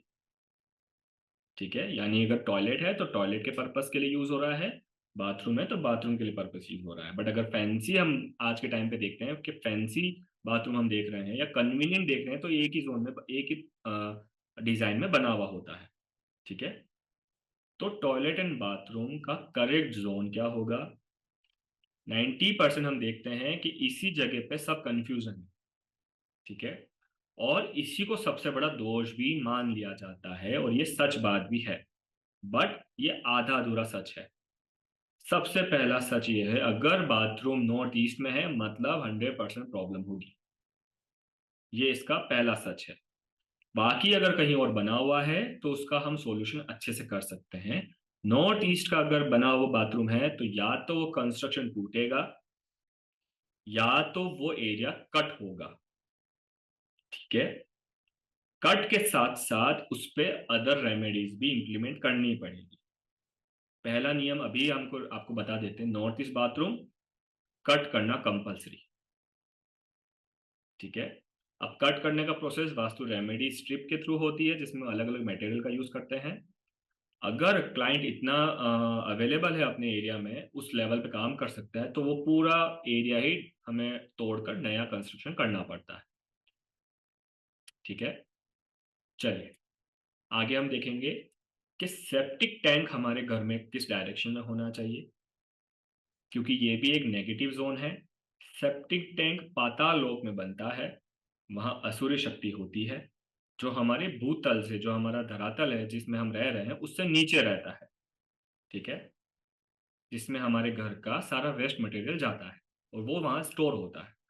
इसका क्या रेमेडी हो सकता है अगर गलत है तो, क्या क्या सॉल्यूशन रखना है, कंस्ट्रक्शन करते समय किन बात का ध्यान रखना है, कितना डिस्टेंस रखना है, ये सब हम इसमें सीखेंगे। ओवरहेड वाटर टैंक हमें किस तरीके से बनाना है। ये एक वाटर स्टोरेज की तरह काम करता है, क्योंकि इसमें जल तत्व या जल को हम इकट्ठा करके रखते हैं, एकत्रित करके रखते हैं। उसका हम पे क्या इफेक्ट होगा, वो कितना भार हम पे डालता है, अगर उस डायरेक्शन के नीचे हमारा कोई स्पेसिफिक काम है तो हम पे उसका क्या साइड इफेक्ट होगा, उसका क्या सॉल्यूशन हो सकता है, वो हमें यहाँ देखना है। और अगर कंस्ट्रक्शन न्यू है तो डायरेक्टली बहुत अच्छी बात है कि हम कहाँ बनाना चाहिए वो हमें पता चल जाता है। चाहे आपकी एंट्री किसी भी डायरेक्शन से हो, आपकी ईस्ट की एंट्री है, आपकी नॉर्थ की एंट्री है, आपकी साउथ की एंट्री है, या आपकी वेस्ट की एंट्री है, उससे फर्क नहीं पड़ता। ठीक है, जो जोन फिक्स रहेंगे, कंस्ट्रक्शन का पूरा लेआउट उसी हिसाब से बनेगा। ठीक है, इसके साथ अंडरग्राउंड वाटर स्टोरेज, जो हम पानी का बोरवेल करते हैं और फिर हम एक पोत बनाते हैं, जो वाटर स्टोर हम करते हैं ताकि इमरजेंसी में वो पानी हमारे काम आ सके, वो हमें कहाँ बनाना चाहिए, उसका और सेप्टी टैंक का क्या कोरिलेशन है, कितना उसमें डिस्टेंस रखना चाहिए। दोनों शक्ति अलग अलग काम करती है। ठीक है, एक हमारे बेनिफिट के लिए है और एक कहीं ना कहीं हमारी नेगेटिव एनर्जी को हमसे दूर करती है। ठीक है, बट वो स्टोर नेगेटिव एनर्जी है। ठीक है, एक हमारे पास साइकिल के रूप में यूज होता है, एक हमारे पे डिस्चार्ज के रूप में यूज होता है। ठीक है, इन दोनों को हमें डिटेल में सीखना रहेगा ताकि इसकी रेमेडी और इसके सॉल्यूशन से हम आगे फायदा ले पाए। फिर इनका प्रॉपर प्लेसमेंट कहाँ होगा और इसकी क्या रेमेडी हो सकती है अगर गलत है तो। चलिए आगे देखेंगे, वास्तु फॉर डाइनिंग रूम, हमारा डाइनिंग एंड ड्राइंग रूम, ये एक बहुत नॉर्मल टॉपिक रहेगा, इसमें ज़्यादा आपको दिक्कत नहीं आएगी। ठीक है, क्योंकि ये कभी भी मूव किया जा सकता है अगर स्पेस है तो। जिसको हम देखेंगे डाइनिंग रूम कहाँ होना चाहिए, कहाँ बैठ के फैमिली को खाना चाहिए, कहाँ हमारा ड्राइंग रूम होना चाहिए, कहाँ हम गेट टुगेदर कर सकते हैं, कौन कौन से प्लेसमेंट अच्छे हैं, वो हम इसमें सीखेंगे। अगर कहीं ना कहीं गड़बड़ी है तो रेमेडी हम देख लेंगे। फिर आगे देखेंगे vastu for healthy pregnancy and cause of infertility and remedy. देखिए कभी कभी क्या होता है, सब कुछ बढ़िया है, डॉक्टर की रिपोर्ट अच्छी है, हमारे डेट ऑफ बर्थ अच्छी है, हमारा नाम अच्छा है, हस्बैंड का डेट ऑफ बर्थ अच्छा है, हमारे अंक ज्योतिष से रिलेटेड कोई प्रॉब्लम नहीं, हमारे ग्रह बैलेंस है, सब कुछ बढ़िया है। ठीक है, तो आखिरी कड़ी जब हम देखते हैं तो हमें समझ में आता है कि सब कुछ बढ़िया है, बट जाने अनजाने में जिनको कंसीव करना है वो फीमेल अगर ऐसी जगह पर अपना कंसीव कर रहे हैं या आफ्टर कंसीव होने के बाद भी ऐसी जगह पर अपना समय बिता रहे हैं जो कि हाईली नेगेटिव हो सकता है उनकी प्रेगनेंसी के लिए, और वो कॉज एंड करता है कि कहीं ना कहीं डिस्चार्ज हो जाता है, कहीं ना कहीं आप ये समझेंगे कि अबॉर्शन हो जाता है, अगर हम वन वर्ड आंसर करें तो। ठीक है, तो उन चीजों को हम इस टॉपिक में कवर करेंगे। आइडल प्लेस क्या होगा, आफ्टर प्रेगनेंसी हमें कहाँ रहना चाहिए, क्या क्या किन किन बातों का ध्यान रखना चाहिए, वो हमें इस जोन में सीखना रहेगा।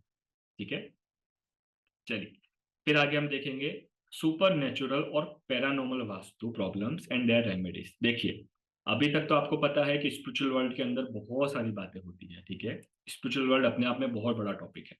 इसी एक टॉपिक में हम ये भी देखते हैं कि जो पैरानॉर्मल एक्टिविटी, जो नेगेटिव एनर्जी हमारे आसपास रहती है, अगर पॉजिटिव है तो नेगेटिव भी है, करेक्ट। तो जो नेगेटिव एनर्जी कहीं ना किसी लैंड पर होती है, किसी न किसी जगह पे होती है, किसी न किसी एक बड़े स्पेस में होती है, उसका या तो जमीन खरीदने से पहले ही पता चल जाए, फ्लैट खरीदने से पहले ही पता चल जाए, तो सबसे बड़ा सोल्यूशन। हर इंसान यही चाहेगा कि नुकसान होने से पहले पता चल जाए, करेक्ट। ठीक है, आप सब अगर अपना कैमरा ऑन कर सकते हैं तो कैमरा जरूर ऑन करिए, उससे इंट्रैक्शन है और हमें आइडिया लगता है कि आप लोगों को सुनाई दे रहा है, समझ में आ रहा है। माइक भले आप म्यूट कर लीजिए। हमारा कैमरा बीच बीच में ऑन ऑफ होगा, क्योंकि अगर हम कैमरा ऑन करेंगे तो नेट लैग होगा और आपको दिखने में सुनने में प्रॉब्लम हो सकती है। ठीक है, चलिए, तो पैरानॉर्मल एक्टिविटी में हमें यही समझना है कि कोई ऐसा जमीन है, कोई ऐसा बना हुआ घर है, कोई ऐसा बना हुआ फ्लैट है, या हमारा खुद का घर है, हमारे किसी कलीग का है, हमारे मदर फादर का है, और हम वहां पे कुछ ऐसी चीजें हमको आइडेंटिफाई करनी होती है जिससे हमें ये समझ में आ जाता है कि वहां पे कुछ ना कुछ नकारात्मक एनर्जी है, उसका क्या सॉल्यूशन करना है, किस तरीके से हम उससे बेनिफिट निकालेंगे और उसकी क्या क्या रेमेडीज होती है, वो सब हम इस टॉपिक में देखने वाले हैं, ताकि हर एक आयाम पे हम वास्तु से सॉल्यूशन निकाल सके। ठीक है, क्योंकि जिन चीज का आंसर नहीं है वहां पर ये चीजों का हमें स्टडी करना रहता है। ठीक है, आगे बढ़ते हैं। बिजनेस वास्तु हम देखेंगे और हाउ वास्तु अफेक्ट हम अवर बिजनेसेस एंड रेमेडीज। देखिए वास्तु अभी तक हमने घर को देख लिया, घर के सारी चीजों को समझ लिया जिस जगह पे हम रह रहे हैं, पर ऐसा भी तो होता है कि हम किसी क्लाइंट का ऑफिस डील करने वाले हैं, हमारा कोई ऑफिस खरीदने वाले हैं, बनाने वाले हैं, वहां पर हम वास्तु को कैसे इंप्लीमेंट करेंगे, बिजनेस में वास्तु का किन किन बातों का ध्यान रखना चाहिए, वो सब बिजनेस वास्तु में कवर होगा, जिसको हम डिटेल में सीखेंगे। होम वास्तु डिफरेंट होता है, बिजनेस वास्तु डिफरेंट होता है, पर इनमें एक कॉमन टॉपिक रहता है।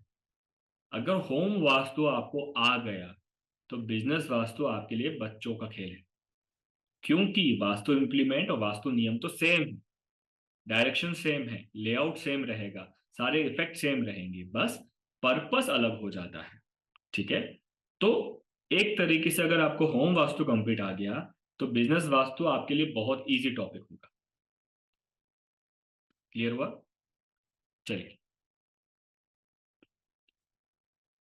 आगे हम बिजनेस वास्तु के ही फॉर्मेट में आगे हम देखेंगे फैक्ट्री वास्तु क्या होता है, किस तरीके से वहां पे वास्तु दोष हो सकते हैं, क्यों किसी किसी फैक्ट्री में हम ये देखते हैं कि बड़ी बड़ी मशीनरी करोड़ों रुपए खर्च कर रहे हैं और एक दिन में मशीन नहीं चली और ऐसा फॉल्ट आया है कि कोई इंजीनियर भी सॉल्व नहीं कर पा रहा है।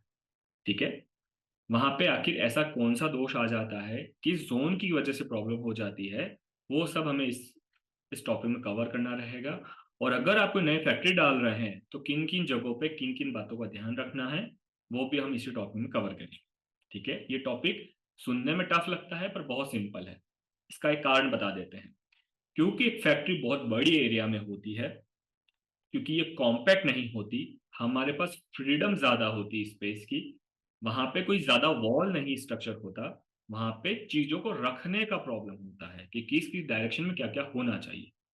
तो अगर आपको यहां तक सारे टॉपिक 100% समझ में आ जाते हैं तो ये टॉपिक आपके लिए बहुत ईजी हो जाएगा और आप आगे कंसल्टेंसी भी प्रोवाइड कर पाएंगे। फिर अगर किसी का स्कूल है, चाहे वो स्कूल हमारा किंडरगार्टन हो या कोई बड़ा स्कूल या कॉलेज हो, वो सब हम इस टॉपिक में देखेंगे। अब देखिए हमेशा एक बात को ध्यान रखना है, वास्तु प्रिडिक्शन का पार्ट नहीं है। हालांकि इसमें प्रिडिक्शन होती है, बट वास्तु का यूज प्रिडिक्शन के लिए नहीं किया जाता। क्योंकि कॉमन क्वेश्चन क्या होता है, हमने सब सीखा है और फिर हम ये देखते हैं कि उस XYZ इंसान ने अपना घर, स्कूल, फैक्ट्री वास्तु के हिसाब से नहीं बनाया, तो उसने क्यों नहीं बनाया, इसका कोई आंसर नहीं होता है। ठीक है, इसका सिंपल सा सिस्टम यह है कि हम सीख रहे हैं, हम आगे प्रोवाइड करेंगे, जिनको नॉलेज है वो यूज कर रहे हैं, जिनको नॉलेज नहीं है वो यूज नहीं कर रहे हैं। ठीक है, ये कंप्लीटली अपने अपने बिलीफ सिस्टम पे काम करता है। क्योंकि वास्तु इंडियन वैदिक सिस्टम का पार्ट है, ये हमारे शास्त्रों का पार्ट है, इसलिए इसका जो डोमिनेशन रहेगा वो हमेशा इंडिया रहेगा। ठीक है, यानी 100% हम इंडियन क्लाइंट को डील करने वाले हैं। ठीक है, हाँ ये बात सच है कि अब इसका चलन इंडिया के बाहर भी है, और अगर हम बाहर की कंट्रियों में देखेंगे वहां पर कैसे वास्तु का यूज किया गया है उसको भी हम देखेंगे, और अगर किसी को हमें सजेस्ट करना है तो वो भी हम इसमें कर पाएंगे। फिर हम हॉस्पिटल वास्तु देखेंगे कि अगर हमें कोई नया हॉस्पिटल बनाना है, हमारे पास कोई ऐसा क्लाइंट आता है या हमें ऐसा मौका मिलता है, तो हम उनमें किन किन बातों का ध्यान रखेंगे। ठीक है, चलिए आगे बढ़ते हैं।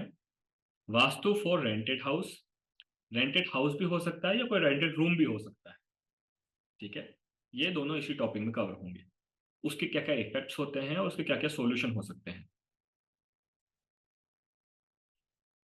तो देखिए, इस टॉपिक में हमें समझना रहेगा कि घर हमारा नहीं है, हमारा DNA वहां पे अटैच नहीं है, प्रॉपर्टी हमारे नाम पे नहीं है, बट हम वहां पे रह रहे हैं। हम अभी रहने आए हैं, 1-2 महीने हुए, हमें 6 महीने हो गए, हमें सालों साल हो गए, कंप्लीटली सारे केस एक ही है। ठीक है, तो कैसे हम किसी ऐसी जगह पे जाने के बाद या तो बहुत सक्सेस हो जाते हैं या तो कहीं ना कहीं एकदम से लॉस हो जाता है। लॉस किसी भी टाइप का हो सकता है, 0 से लेके 100, बहुत बुरा भी हो सकता है। ठीक है, वो कंप्लीटली डिपेंड करता है कि जिस जगह पे आप रहने जा रहे हैं वहां का वास्तु कैसा है। ठीक है, चाहे वो आपके नाम पर हो या ना हो, वास्तु मतलब जिस जगह आप वास कर रहे हो या वास करने योग्य हो। ठीक है, नहीं वो तो ये खूब है एक चीज। ठीक है, तो अगर हम ऐसे घर में भी गए हैं और हमको पता है या हमें नॉलेज है, हमारे क्लाइंट को नॉलेज है कि इसका वास्तु बहुत अच्छा है, तो वहां जाके अगर हम 100% देंगे तो एनर्जी हमें सपोर्ट करेगी। ठीक है, तो वो भी हमें इसमें सीखना रहेगा। यहाँ पे काफी डाउट होता है कि सर घर हमारे नाम पे नहीं है तो फिर हम पे वास्तु दोष क्यों आएगा। ठीक है, तो देखिए ऐसा समझना है, भले ही घर हमारे नाम पे नहीं है, पर जैसे जैसे हम उस घर की वाइब्रेशन से जुड़ते चले जाएंगे, उस घर का subconscious mind, subconscious energy, cosmic energy हमारे सबकॉन्शियस माइंड और हमारे बिहेवियर से अटैच हो जाता है। ठीक है, जिस तरीके से अगर आप अपने घर में रह रहे हो और रात को अगर लाइट चली जाती है, ठीक है, आप देखेंगे कि आपको कहीं ना कहीं बिना रोशनी के भी आसपास घूमने फिरने में या कोई पर्टिकुलर चीज फाइंड करने में इतनी प्रॉब्लम नहीं होगी जितनी किसी अनजान इंसान को होगी। ठीक है, तो इसका मतलब ये होता है कि उस घर से हमारा सबकॉन्शियस माइंड एकदम से कनेक्ट हो जाता है। फॉर एग्जाम्पल, कभी आपने नोटिस किया होगा, ये सबके साथ होता है, अगर आपके किसी घर के किसी लोकेशन पे वॉल क्लॉक लगा हुआ है, घड़ी लगी हुई, किसी कारण से वो घड़ी वहां से हट गई, आपने हटाई, आपके फादर ने हटाई, फैमिली मेंबर ने हटाई, किसी ने भी हटाई, या वो घड़ी बंद हो गई, दोनों केस एक ही है। ठीक है, तो आप नोटिस करोगे, आपको पता तो है वो घड़ी बंद है या वो घड़ी वहां से हट गई, फिर भी बहुत टाइम तक आपकी नजर बार बार वहां देखने को जाएगी, आप याद भी रख चुके हैं पर भूल भी रहे हैं। ये जो इफेक्ट रहता है ये इनविजिबल इफेक्ट है जो कि हमसे कनेक्ट रहता है। अब हमें ये जो लाइव एक्सपेरिमेंट है यही वास्तु के अंदर यूज होता है कि हमें दिख तो रहा है पर हमें समझ में नहीं आ रहा। ठीक है, हमें समझ में आ रहा है पर हमें दिख नहीं रहा है। ठीक है, ये जो एक पहलू रहता है एनर्जी फ्लो का, ये हमें समझना होता है वास्तु के अंदर। इसलिए अगर रेंटेड हाउस भी है तो कुछ दिन रहने के बाद से उसका पूरा सबकॉन्शियस एनर्जी हमसे कनेक्ट हो जाता है और उसका इफेक्ट हम पे रहेगा। ठीक है, मोर और लेस डिपेंड ऑन द वो घर कैसा बना हुआ है। ठीक है, आगे देखेंगे कि वास्तु को हम कैसे यूज करेंगे कि हम वो पेट एनिमल को हमारे घर में या हमारी लाइफ में लेकर आए, जिसकी हमारे घर के हिसाब से या हमारे प्लेनेट के हिसाब से हमारे लिए मोस्ट बेनिफिट रहेगा। कि हम उस घर के वास्तु को देखते हुए ये समझेंगे कि कौन सा पेट एनिमल, कौन से एनिमल को हमें हमारे घर में स्थान देना चाहिए, जिसकी वजह से उस घर का दोष दूर हो सके। ये भी हम इस टॉपिक में कवर करेंगे, क्योंकि ये जो एनिमल एनर्जी है ये इतनी पावरफुल है कि आप देखोगे कि भले आपके घर में कितनी भी नेगेटिव एनर्जी हो, फॉर एग्जाम्पल आपके घर में डॉग है और आपका मूड कितना भी खराब है, आपका घर के अंदर वास्तु दोष है, एक बार जैसे आप डोर ओपन करेंगे, वो पर्टिकुलर जो डॉग है वो आपकी सारी नेगेटिव एनर्जी को एक बार के लिए तो दूर कर ही देगा। ठीक है, तो ये अलग अलग एनिमल्स होते हैं, उनका अलग अलग प्रभाव हमारे ऊपर रहेगा, उनका कैसे यूज करना है। अभी डिस्क्लेमर दे देते हैं, जब भी ये टॉपिक आए या आपको नॉलेज में आए, एनिमल लेना नहीं है डायरेक्टली जब तक आप उसकी पूरे जीवन काल तक डेडिकेट नहीं हो जाते। ठीक है, ये रेमेडी ऐसी नहीं होने वाली कि आपने लाकर रख दिया कोई और केयर कर रहा है। इट मीन्स 100% ये आपकी लाइबिलिटी है।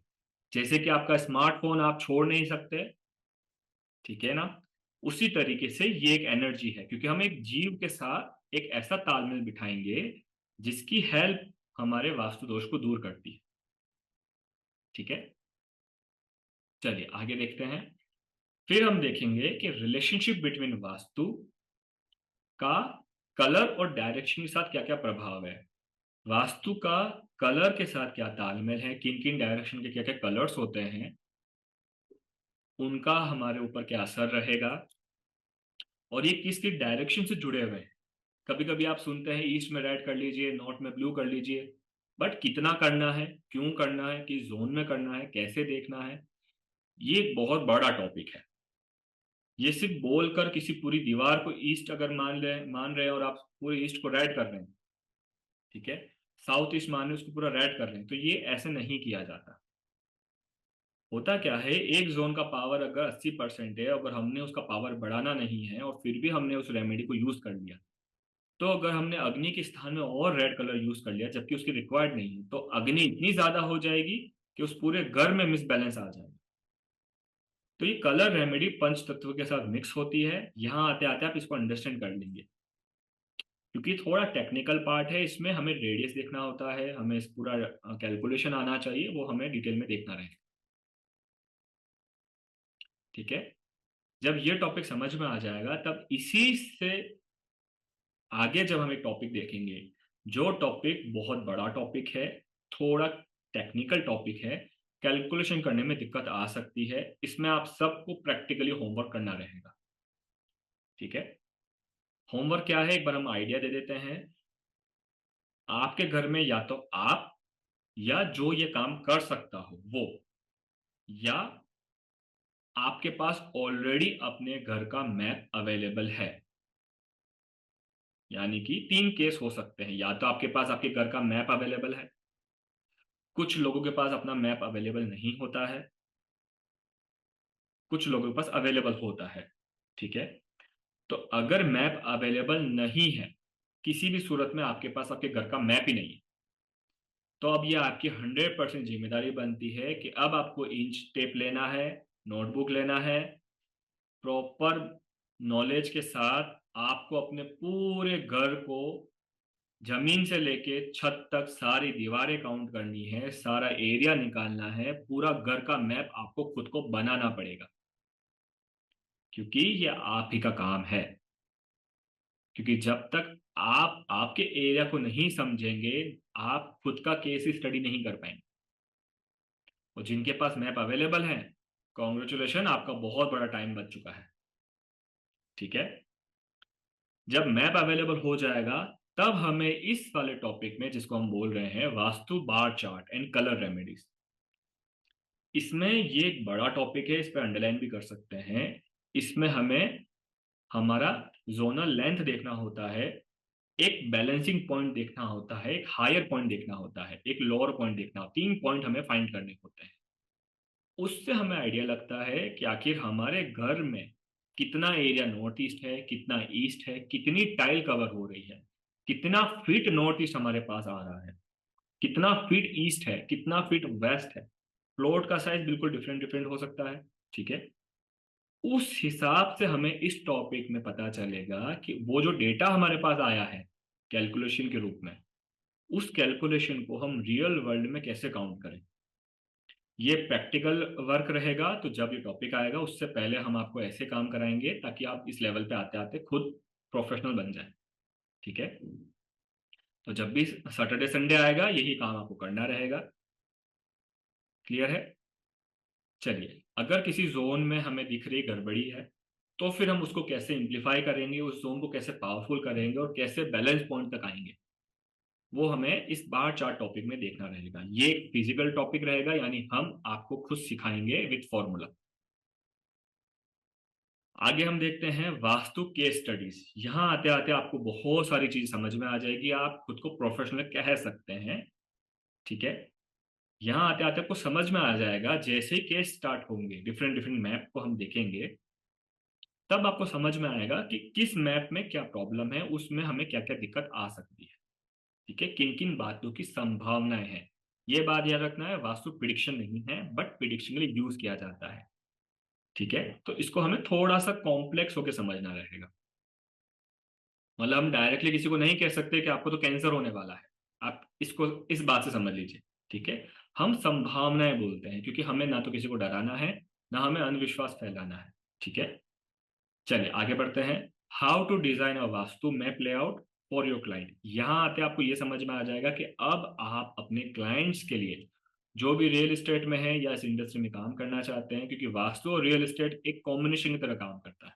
ठीक है, आजकल जिनको नॉलेज हो चुका है, और इंटरनेट के टाइम पे आजकल सब लोगों को नॉलेज हो चुका है।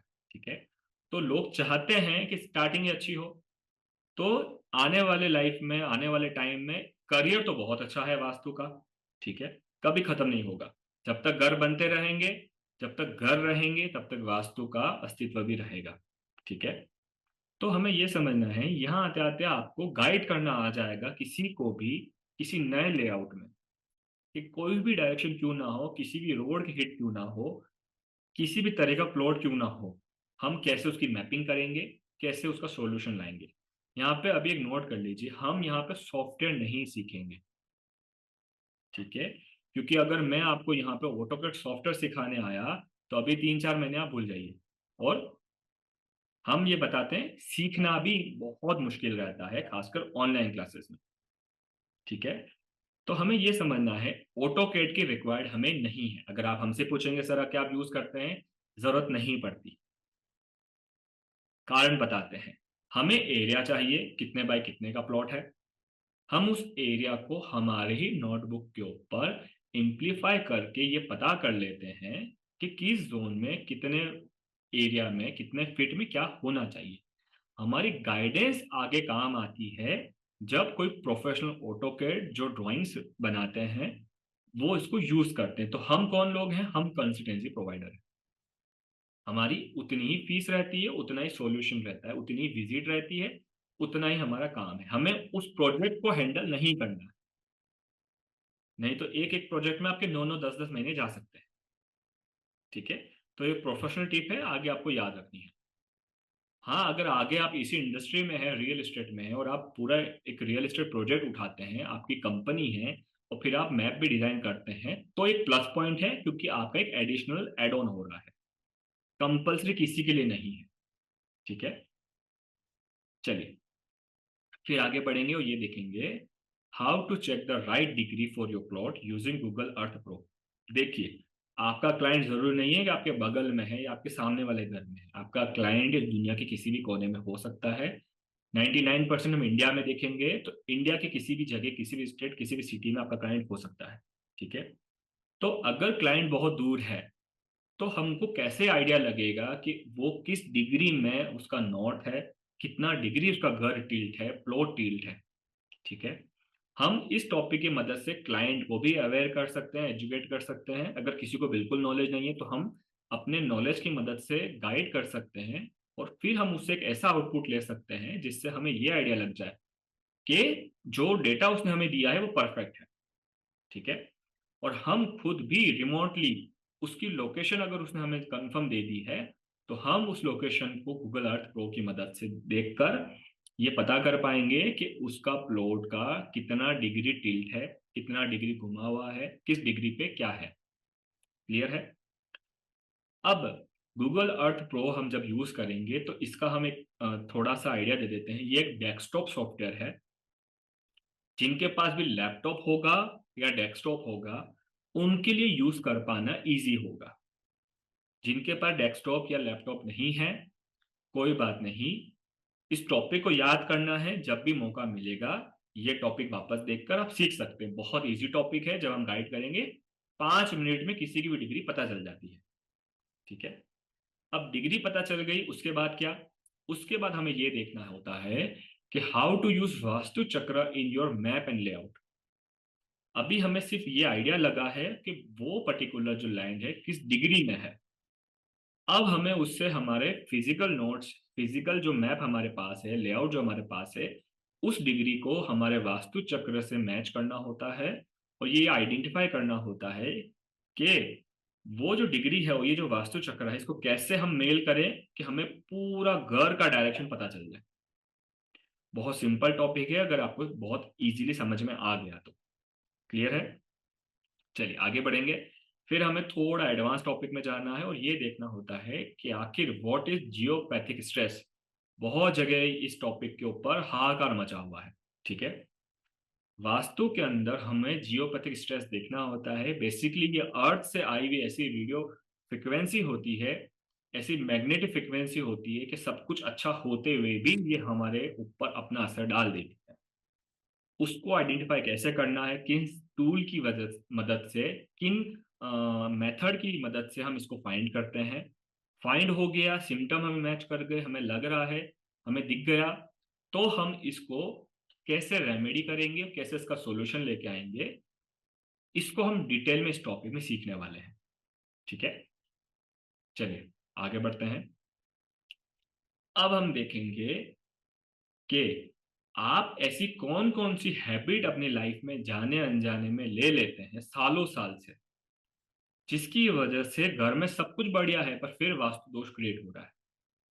ठीक है, और फिर वास्तु दोष क्रिएट है तो अल्टीमेटली वो दोष पूरे घर वालों पर और उस घर के मुखिया पर बहुत ज्यादा आता है। तो हमें ये देखना होगा how your daily habit can cause vastu दोष इन योर लाइफ।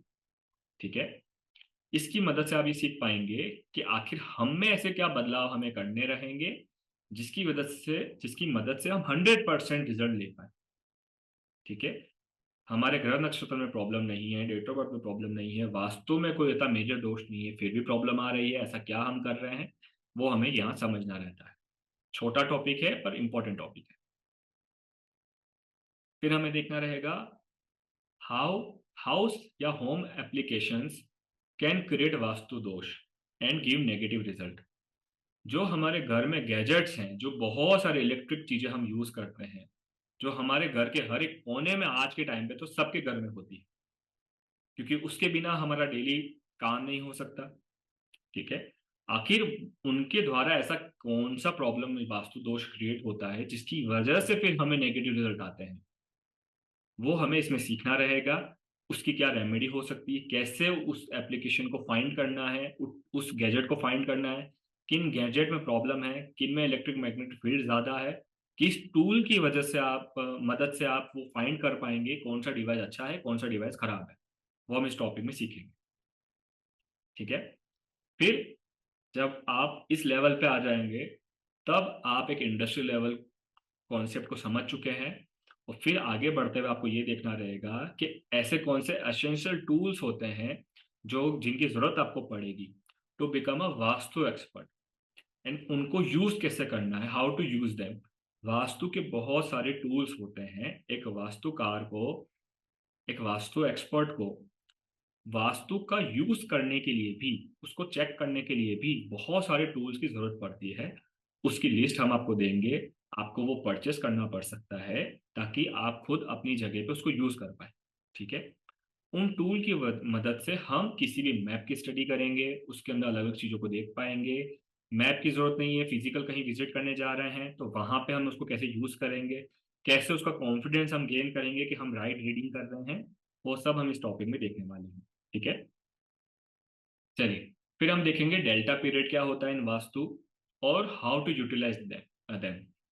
जो डेल्टा पीरियड है हमारे कॉस्मिक से जुड़ा हुआ है, कॉस्मिक एनर्जी जुड़ा हुआ है। ऐसा कौन सा टाइम ड्यूरेशन होता है जिसकी मदद से हम हमारे लाइफ को बिल्कुल ट्रांसफॉर्म कर सकते हैं और इसका मैक्सिमम यूज कर सकते हैं। ये बेसिकली एक कॉस्मिक एनर्जी का टॉपिक रहेगा जिसका यूज वास्तु में भी होता है।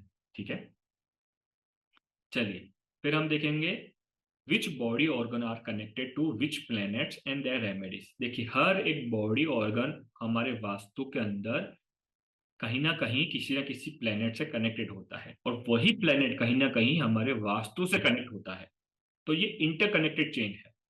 ठीक है, फॉर एग्जाम्पल अगर हेड पार्ट है तो आप सबको कहीं ना कहीं पता है हेड मतलब नॉर्थ ईस्ट। ठीक है, तो कौन सा ऑर्गन हुआ? ब्रेन हुआ। ठीक है, हेड हुआ, क्लियर हुआ है ना। तो उसी तरीके से वहां की डेटीज हैं, वहां के भगवान हैं, वहां के प्लैनेट्स हैं, वहां की दिशा है। इन सब को हम एक बार में देखेंगे। अगर हमें कहीं ना कहीं लग रहा है कि फिजिकली कोई ऐसा प्रॉब्लम नहीं है, फिर भी कहीं ना कहीं बॉडी पे बहुत प्रॉब्लम आ रहा है, कोई स्पेसिफिक बॉडी पार्ट में हमें डायग्नोस हो रहा है कि कुछ तो अजीब है, तो किस वास्तु दोष या की वजह से हमारे उस बॉडी ऑर्गन में प्रॉब्लम है, किस प्लेनेट की वजह से प्रॉब्लम है, वो हमें यहाँ सीखना रहेगा। ठीक है, जिसको हम डिटेल में स्टडी करेंगे। फिर हम देखेंगे the connection between vastu and your date of birth. अब ये टॉपिक सब जने वेट करते हैं, सर नुमरो वास्तु क्या होता है, सर इनका कोई कनेक्शन है क्या, सर आप सिखाते हैं क्या? हाँ बिल्कुल हम सिखाते हैं। बेसिकली ये भी 9 प्लैनेट से कनेक्टेड है, पर अंग ज्योतिष्य का डायरेक्ट यूज वास्तु में नहीं होता। ठीक है, ये एक इंटरकनेक्टेड टॉपिक है। टॉपिक सिंपल है, आपने अंग ज्योतिष सीख रखा है, आपको बहुत इजीली समझ में आएगा। हमें ये देखना होता है कि कौन से प्लैनेट से हमको सबसे ज्यादा आशीर्वाद चाहिए और उसी प्लैनेट से रिलेटेड हमारे घर में जो स्थान है उन दोनों को कैसे कनेक्ट कर लें और मैक्सिमम बेनिफिट उठा पाए। ठीक है, ये हम इस टॉपिक में देखेंगे और डिटेल में सीख पाएंगे कि आखिर ऐसे कौन से प्लैनेट हमारे घर में गड़बड़ हो चुके हैं और हमारी कुंडली में तो अच्छे हैं। ठीक है, तो घर में प्लेनेट खराब है, कुंडली में प्लेनेट अच्छे हैं, तो नेगेटिव रिजल्ट आ रहा है या एक न्यूट्रल रिजल्ट आ रहा है, पर हमें तो रिजल्ट पॉजिटिव चाहिए। ठीक है, तो इसको हम एक बारीकी से देख लेंगे कि आखिर आपके घर में कहाँ प्रॉब्लम है। ठीक है, चलिए अब हम देखेंगे कि right placement for all house item. हम मैक्सिमम हाउस आइटम जो पॉसिबल हो सकते हैं हम इसमें कवर करेंगे, जिसमें आपको ये सिखा दिया जाएगा, ये समझा दिया जाएगा कि आखिर आपके घर के अंदर ऐसे कौन कौन से आइटम हैं, उनका प्लेसमेंट कहाँ का होना चाहिए, चाहे वो किचन हो गया, चाहे वो सोफा हो गया, फैमिली फोटो हो गई। मिरर को लेके काफी लोग कंफ्यूज हैं, मिरर कहाँ होना चाहिए, मिरर पॉजिटिव है तो क्यों कहाँ रखने से होगा, नेगेटिव है तो कहाँ रखने से होगा। ठीक है, ये सब हमें सीखना रहेगा। कितना मिरर यूज करना चाहिए, रिफ्लेक्शन कैसे काम करता है वास्तु के अंदर, वो सब सीखेंगे। सर्टिफिकेट कहाँ रख सकते हैं जो हमने अचीव करे हैं, हमारा जो मेन स्विच बोर्ड है जहाँ से इलेक्ट्रिसिटी सप्लाई होती है घर में, वो हम कहाँ रखेंगे। इलेक्ट्रिसिटी का जो वायरिंग हमारे घर में हुई है वो हमारे शरीर की जो वेन्स होती है, वैसे ही हमारे घर की जो वेन्स है वो इलेक्ट्रिसिटी है। वास्तु का जो घर एक कंप्लीट बनता है, मतलब ये समझ लीजिए कि जब हम वास्तु बोलते हैं तो चारों दीवारें, भूतल और आकाश जब ये एक बॉक्स के रूप में आता है तो एक वास्तु का निर्माण होता है, उसमें कॉस्मिक एनर्जी का आह्वान होता है। उस समय हमें देखना रहेगा कि किस किन चीजों की वजह से हम उसको और अच्छा कर पाएंगे, जिसमें main switch board, electricity, electric wiring सब आएगा। फिर हमारी बालकनी कहाँ रखनी है, बालकनी में हमें किन किन बातों का ध्यान रखना है। बेडरूम हमारा कहाँ होना चाहिए, वार्डरोब्स हमारी कहाँ होनी चाहिए, वाइन हमारी कहाँ होनी चाहिए। हालांकि ये टॉपिक थोड़ा सा कॉम्प्लिकेटेड है क्योंकि हम इसको सपोर्ट नहीं करते, बट बहुत लोग शौकियाना होते हैं, किसी का कहीं ना कहीं एक होटल होता है, कहीं ना कहीं बहुत सारी एक्टिविटीज होती है, उस हिसाब से वाइन स्टोरेज कहाँ रखना चाहिए वो हम इस टॉपिक में देखेंगे। फिर हमें देखना रहेगा कि गेस्ट रूम कहाँ हो सकता है, गेस्ट रूम में किन बातों का ध्यान रखना है, कौन सी लोकेशन हो सकती है। फिर हमें देखना है लेबर रूम हमारा कहाँ हो सकता है, कि हमारा कोई ऐसी पर्टिकुलर लोकेशन है, हमारा कोई ऐसा पर्टिकुलर घर है जहाँ पे हम लेबर भी रखते हैं या कोई हमारा सिक्योरिटी गार्ड है, वो सब इसी में काउंट होगा। उनका रूम हमें कहाँ देना चाहिए और हम उसका कैसे सॉल्यूशन ले सकते हैं। फिर हम देखेंगे कि लॉकर हम कहाँ रखेंगे, हमारे घर में या हमारे ऑफिस में। लिफ्ट किस डायरेक्शन में होनी चाहिए, स्टेयरकेस किस डायरेक्शन में होनी चाहिए, किस ऑर्डर में स्टेयरकेस होनी चाहिए। स्टेयरकेस गलत बना हुआ है तो हम उसकी क्या रेमेडी कर सकते हैं, वो हम इसमें देखेंगे। फिर हमें देखना रहेगा कि वास्तु की पेंटिंग्स का हमारे ऊपर क्या असर होता है, ये कैसे हमारे सबकॉन्शियस माइंड को डील करता है, क्यों वास्तु पेंटिंग पॉपुलर है और कैसे काम करती है, जिसमें हम पेंटिंग एंड पोस्टर दोनों को देखेंगे। ठीक है, किन किन तरीकों की पेंटिंग होती है और उसका हम पे कैसे असर आएगा और ये रेमेडी में कैसे इंक्लूड होगा, वो हम इसमें सीखेंगे। मेडिकल या मेडिसिन बॉक्स हम कहाँ रख सकते हैं, ताकि वो मेडिसिन जब हम खाएं, जब हम उनका ग्रहण करें, तब हमारे ऊपर उसका बहुत अच्छा पॉजिटिव असर है, वो मेडिसिन ज़्यादा हमारे लिए काम आए, वो हम इस टॉपिक में देखेंगे। फिर हम देखेंगे पूजा रूम कहाँ होना चाहिए, गलत जगह पे है तो हमें क्या करना है, क्या रेमेडी है। स्टोर रूम क्या होना चाहिए, कहाँ रख सकते हैं। फिर हम देखेंगे एक्सरसाइज मशीन हमें कहाँ रखनी है। बेसिकली कोई भी एक्सरसाइज हम करते हैं तो खुद को मजबूत बनाने के लिए करते हैं, ये शस्त्र का पाठ कहला सकता है या एक तरीके से चर्निंग काम हो सकता है। ठीक है, बट फिर भी एक्सरसाइज मशीन को हमें कहाँ रखना है, क्योंकि ये भारी मशीन होती है। ठीक है, इनमें लोड होता है।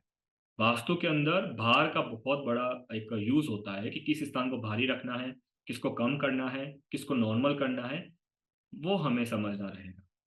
फिर हम देखेंगे ऑफिस में हम ऑफिस टेबल कहाँ रखें, किस डायरेक्शन में ऑफिस टेबल होना चाहिए, हमारा फेस किस डायरेक्शन में होना चाहिए, क्लाइंट का फेस किस डायरेक्शन में होना चाहिए, ये सब हम इस टॉपिक में देखेंगे।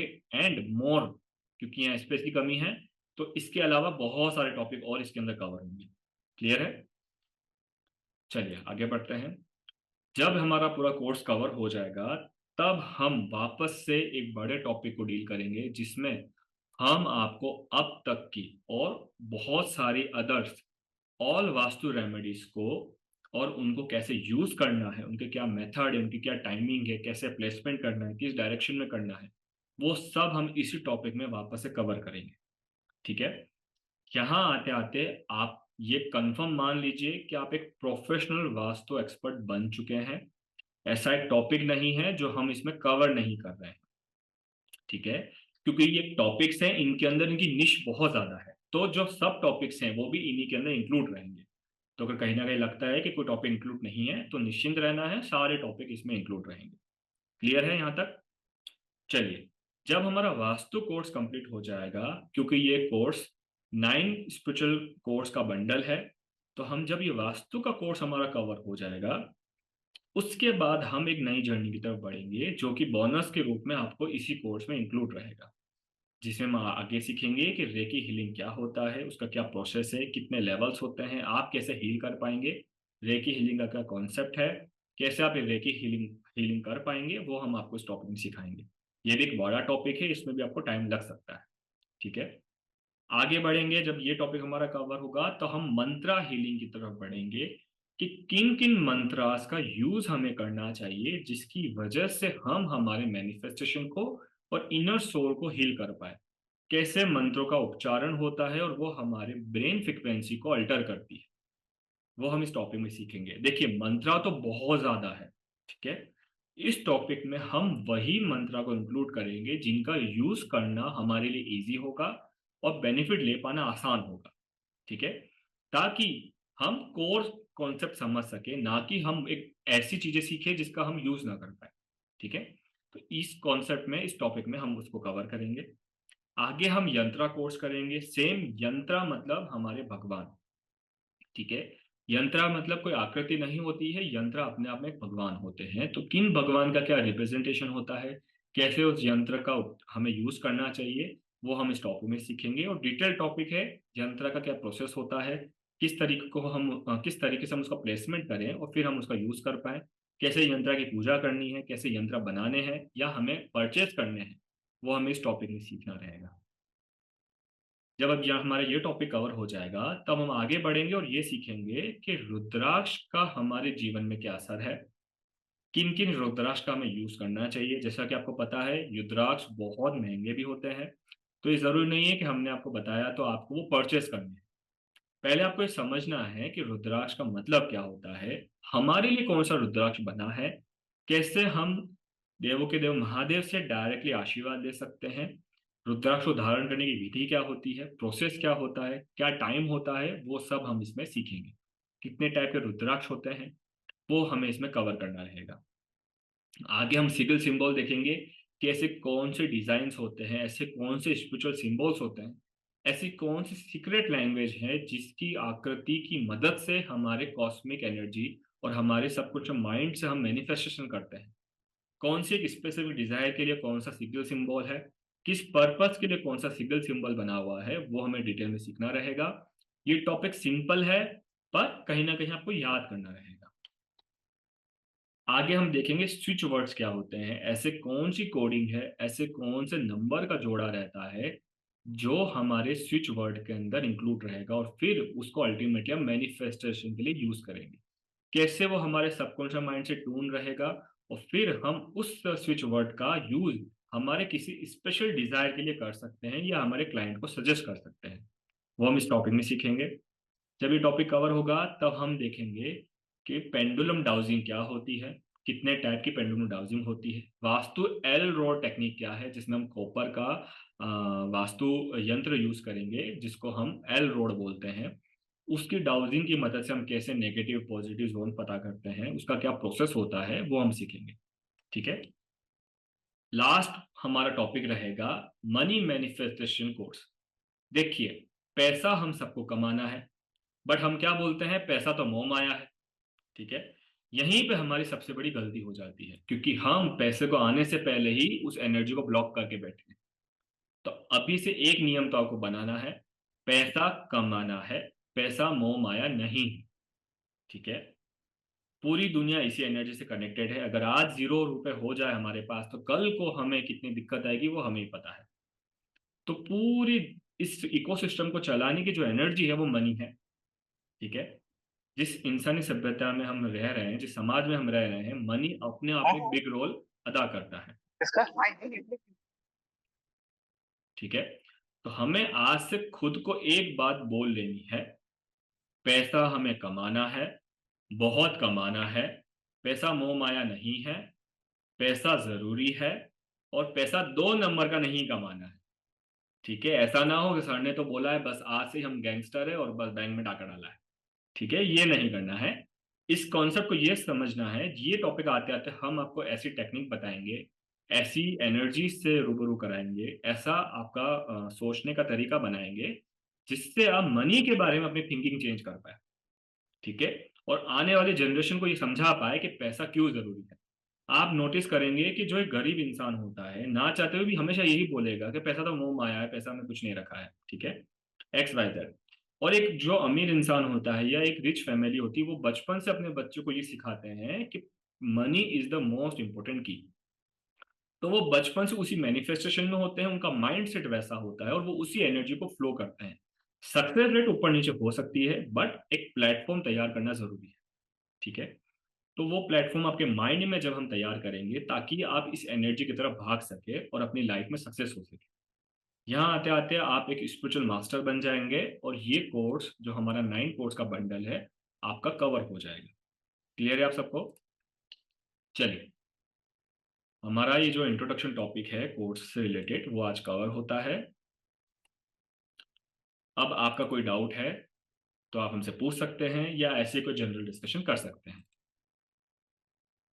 आप सब अनम्यूट कर लीजिए और जिसके पीछे नॉइज है वो अपने आप को म्यूट ही रखे। आप सबको आवाज आ रही है? जी सर। चलिए, तो ये हमारा कोर्स का डिटेल था। अगर कोई डाउट है या कोई नॉर्मल डिस्कशन किसी को करना है, कुछ भी पूछना है तो आप पूछ सकते हैं। आज का हमारा सेशन कंप्लीट होता है। व्हाट्सएप पे आपको बहुत सारे मैसेजेस आने वाले हैं ताकि हम ये डिसाइड कर पाए कि क्या प्रिंट आपको करना है। टाइम टाइम पे हम आपको पीडीएफ सेंड करेंगे, उस पीडीएफ को आप प्रिंट करा सकते हैं और किसी किसी लेक्चर में वो प्रिंट जरूरी रहेगा। तो हम एक दिन पहले ही आपको मैसेज करेंगे या मॉर्निंग में मैसेज करेंगे, डिपेंड ऑन द शेड्यूल, ताकि जब आप क्लास स्टार्ट करें शाम को तो वो नोट्स आपके पास हो और फिर हम आपको आपके लेवल पे पूरा कोर्स अच्छे से कंप्लीट करा पाए। तो नोट्स एक बार में शेयर नहीं होने वाले, नोट्स पे डिपेंड नहीं रहना है। नोट्स अपने आप में हम खुद हैं, और जो हम लिखा रहे हैं पढ़ा रहे हैं वो खुद हैं। जो वीडियो में नोट्स मिलेंगे वो वीआईपी नोट्स रहेंगे, वो आपके पास अवेलेबल रहेगा। ठीक है, वीडियो का एक्सेस वैसे तो हमने बोला है लाइफ टाइम का है, करेक्ट, बट इसमें एक कैच है, ये वीडियो मैक्सिमम 1 ईयर तक आपके पास अवेलेबल रहेगा। ठीक है, अगर डेटा इशू नहीं आता है तो वो आगे एक्सेस करा दिया जाएगा। अगर कहीं ना कहीं डेटा इशू आता है तो वो एक्सेस आपका आफ्टर 1 ईयर जा सकता है। ठीक है, और अगर किसी स्टूडेंट का कोर्स कवर नहीं हुआ है या उसको रिवाइज करना है और 1 ईयर में भी उसने कोर्स कवर नहीं किया है, तो उसको किसी और बैच का एक्सेस दिया जाएगा या इसी बैच की रिकॉर्डिंग वापस अपलोड करके वापस एक्सेस दिया जाएगा, जो कि एक लंबा प्रोसेस होता है। क्योंकि एक टेक्निकल पार्ट है, इसलिए हम आपको पहले इन्फॉर्म कर रहे हैं ताकि आपको बाद में दिक्कत ना हो। हालांकि 1 साल बहुत ज्यादा होता है, हम उससे पहले ही आपको सब कुछ याद करा देंगे। ठीक है, जो ग्रुप आपके लिए अवेलेबल है उसमें जनरल डिस्कशन नहीं होंगे। ठीक है, क्योंकि जनरल डिस्कशन करेंगे तो टॉपिक से भटक जाएंगे, आपको टॉपिक से रिलेटेड डिस्कशन करना है। क्लियर हुआ आपको? जी। चलिए, अब अगर आपको कोई भी जनरल डिस्कशन करना है, कोई बात बोलनी है तो आप बोल सकते हैं। तो जैसे आपने वास्तु के बारे में कहा, तो जब जैसे बिल्डर मकान बना रहा है या इंटीरियर कर रही है, तो जी, जब हम उससे वास्तु की बात बोलते हैं, जैसे अभी घर का काम चल रहा है, ठीक है। जब मैं वास्तु की बात बोलती हूँ तो वो लोग बस एक ही बात बोल देते हैं कि आपकी हर चीज वास्तु पे नहीं हो सकती है, हर चीज वास्तु पे नहीं हो सकती, तो फिर उसको कैसे मैनेज करें? देखिए, अभी जो आपने आंसर बोला है, जो आपने क्वेश्चन बोला है, वो आप सबको याद करना है। क्या बोला इन्होंने, रेखा जी ने, कि इंटीरियर डिजाइनर ये बोल रहा है कि अगर आप वास्तु यूज करेंगे तो फिर हम इंटीरियर डिजाइन कैसे करेंगे। बात तो बिल्कुल सही है। ठीक है, अगर किसी को तैरना हाथ हम बांध दे तो वो कैसे तैरेगा। तो अब इसका क्या सोल्यूशन है, सबसे पहले ध्यान से समझना है, कोई भी घर 100% वास्तु के हिसाब से नहीं बनता। ठीक है, क्योंकि वास्तु बहुत ट्रिकी और टेक्निकल है, in the mean time simple भी है। ठीक है, तो हमें ये समझना है, आपका इंटीरियर डिजाइन को आपको ये समझाना है कि जब आप वो पूरा नॉलेज ले लेंगे तो फॉर एग्जांपल किसी वॉल पर वो ब्राउन कलर की पेंटिंग यूज कर रहा है तो वहां पे ब्राउन कलर की नहीं, किसी और कलर का कलर आप यूज करेंगे। किसी पर्टिकुलर वॉल पे एक अलग इंटीरियर डिजाइन हो रहा है तो उस पर वो नहीं, कुछ और डिजाइन होगा, इंटीरियर वैसा ही रहेगा, कलर शिफ्टिंग हो जाएगी। अगर कोई ऐसा इंटीरियर है जो प्लेसमेंट की तरह काम करता है और जिसको हम मूव कर सकते हैं एक स्थान से दूसरे स्थान, एक प्लेस से दूसरे प्लेस, ठीक है, तो उसका डायरेक्शन या उसका प्लेसमेंट हम चेंज करेंगे।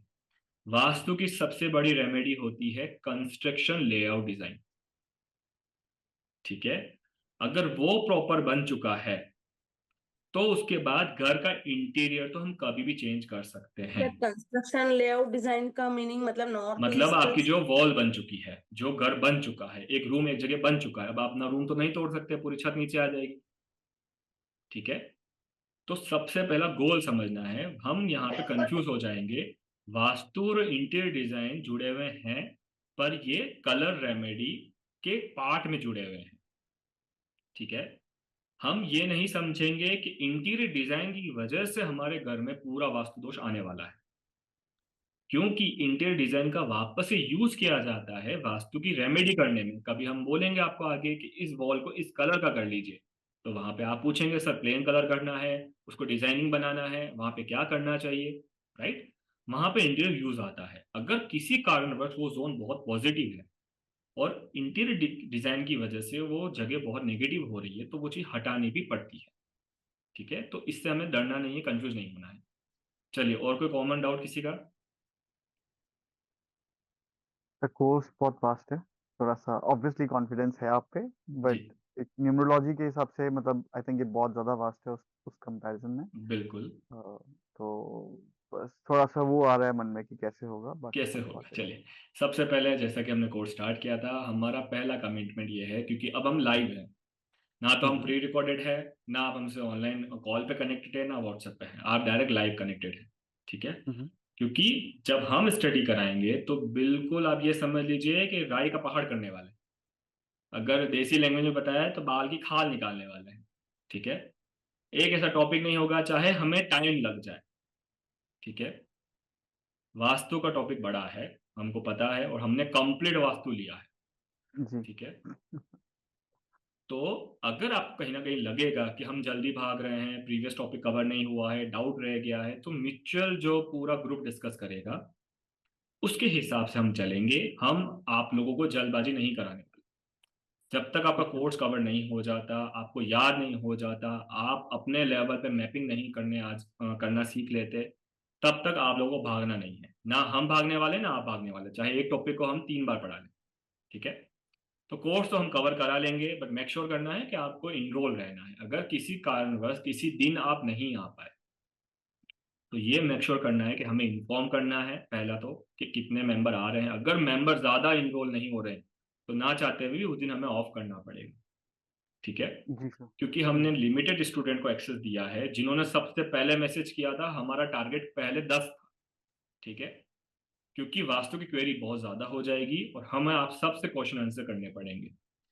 तो वीडियो ड्यूरेशन 3 आवर चला जाएगा, जिसमें किसी का बेनिफिट नहीं है। जब आप इसको रिवाइज करने बैठेंगे, तब आप इसको रिवाइज करने में आपको बहुत दिक्कत आएगी, ठीक है। इसलिए वीडियो ड्यूरेशन कम होना चाहिए। जैसे कि आज भी वीडियो ड्यूरेशन बड़ा है, क्योंकि आज का टॉपिक बड़ा था, ठीक है। जी क्योंकि डिस्कशन भी होता है। कल से वीडियो ड्यूरेशन 1 to 1.5 आवर में टॉपिक हम कवर करेंगे, फिर नेक्स्ट दिन कवर करेंगे। इस तरीके से कोर्स कवर होगा। तो बिल्कुल निश्चिंत रहना है, किसी भी तरीके का डाउट हो आप हमसे पूछ सकते हैं। मेक श्योर करना है कि जब भी आप हमसे डाउट लेंगे, तो कोशिश करना है, अगर सेम डे फॉर एग्जांपल आपको कल हमसे कोई डाउट पूछना है, तो कोशिश करना है 3 बजे से पहले पहले हमसे डाउट पूछ लें, ताकि उस डाउट का हम आपकी क्लास में डिस्कशन कर सकें।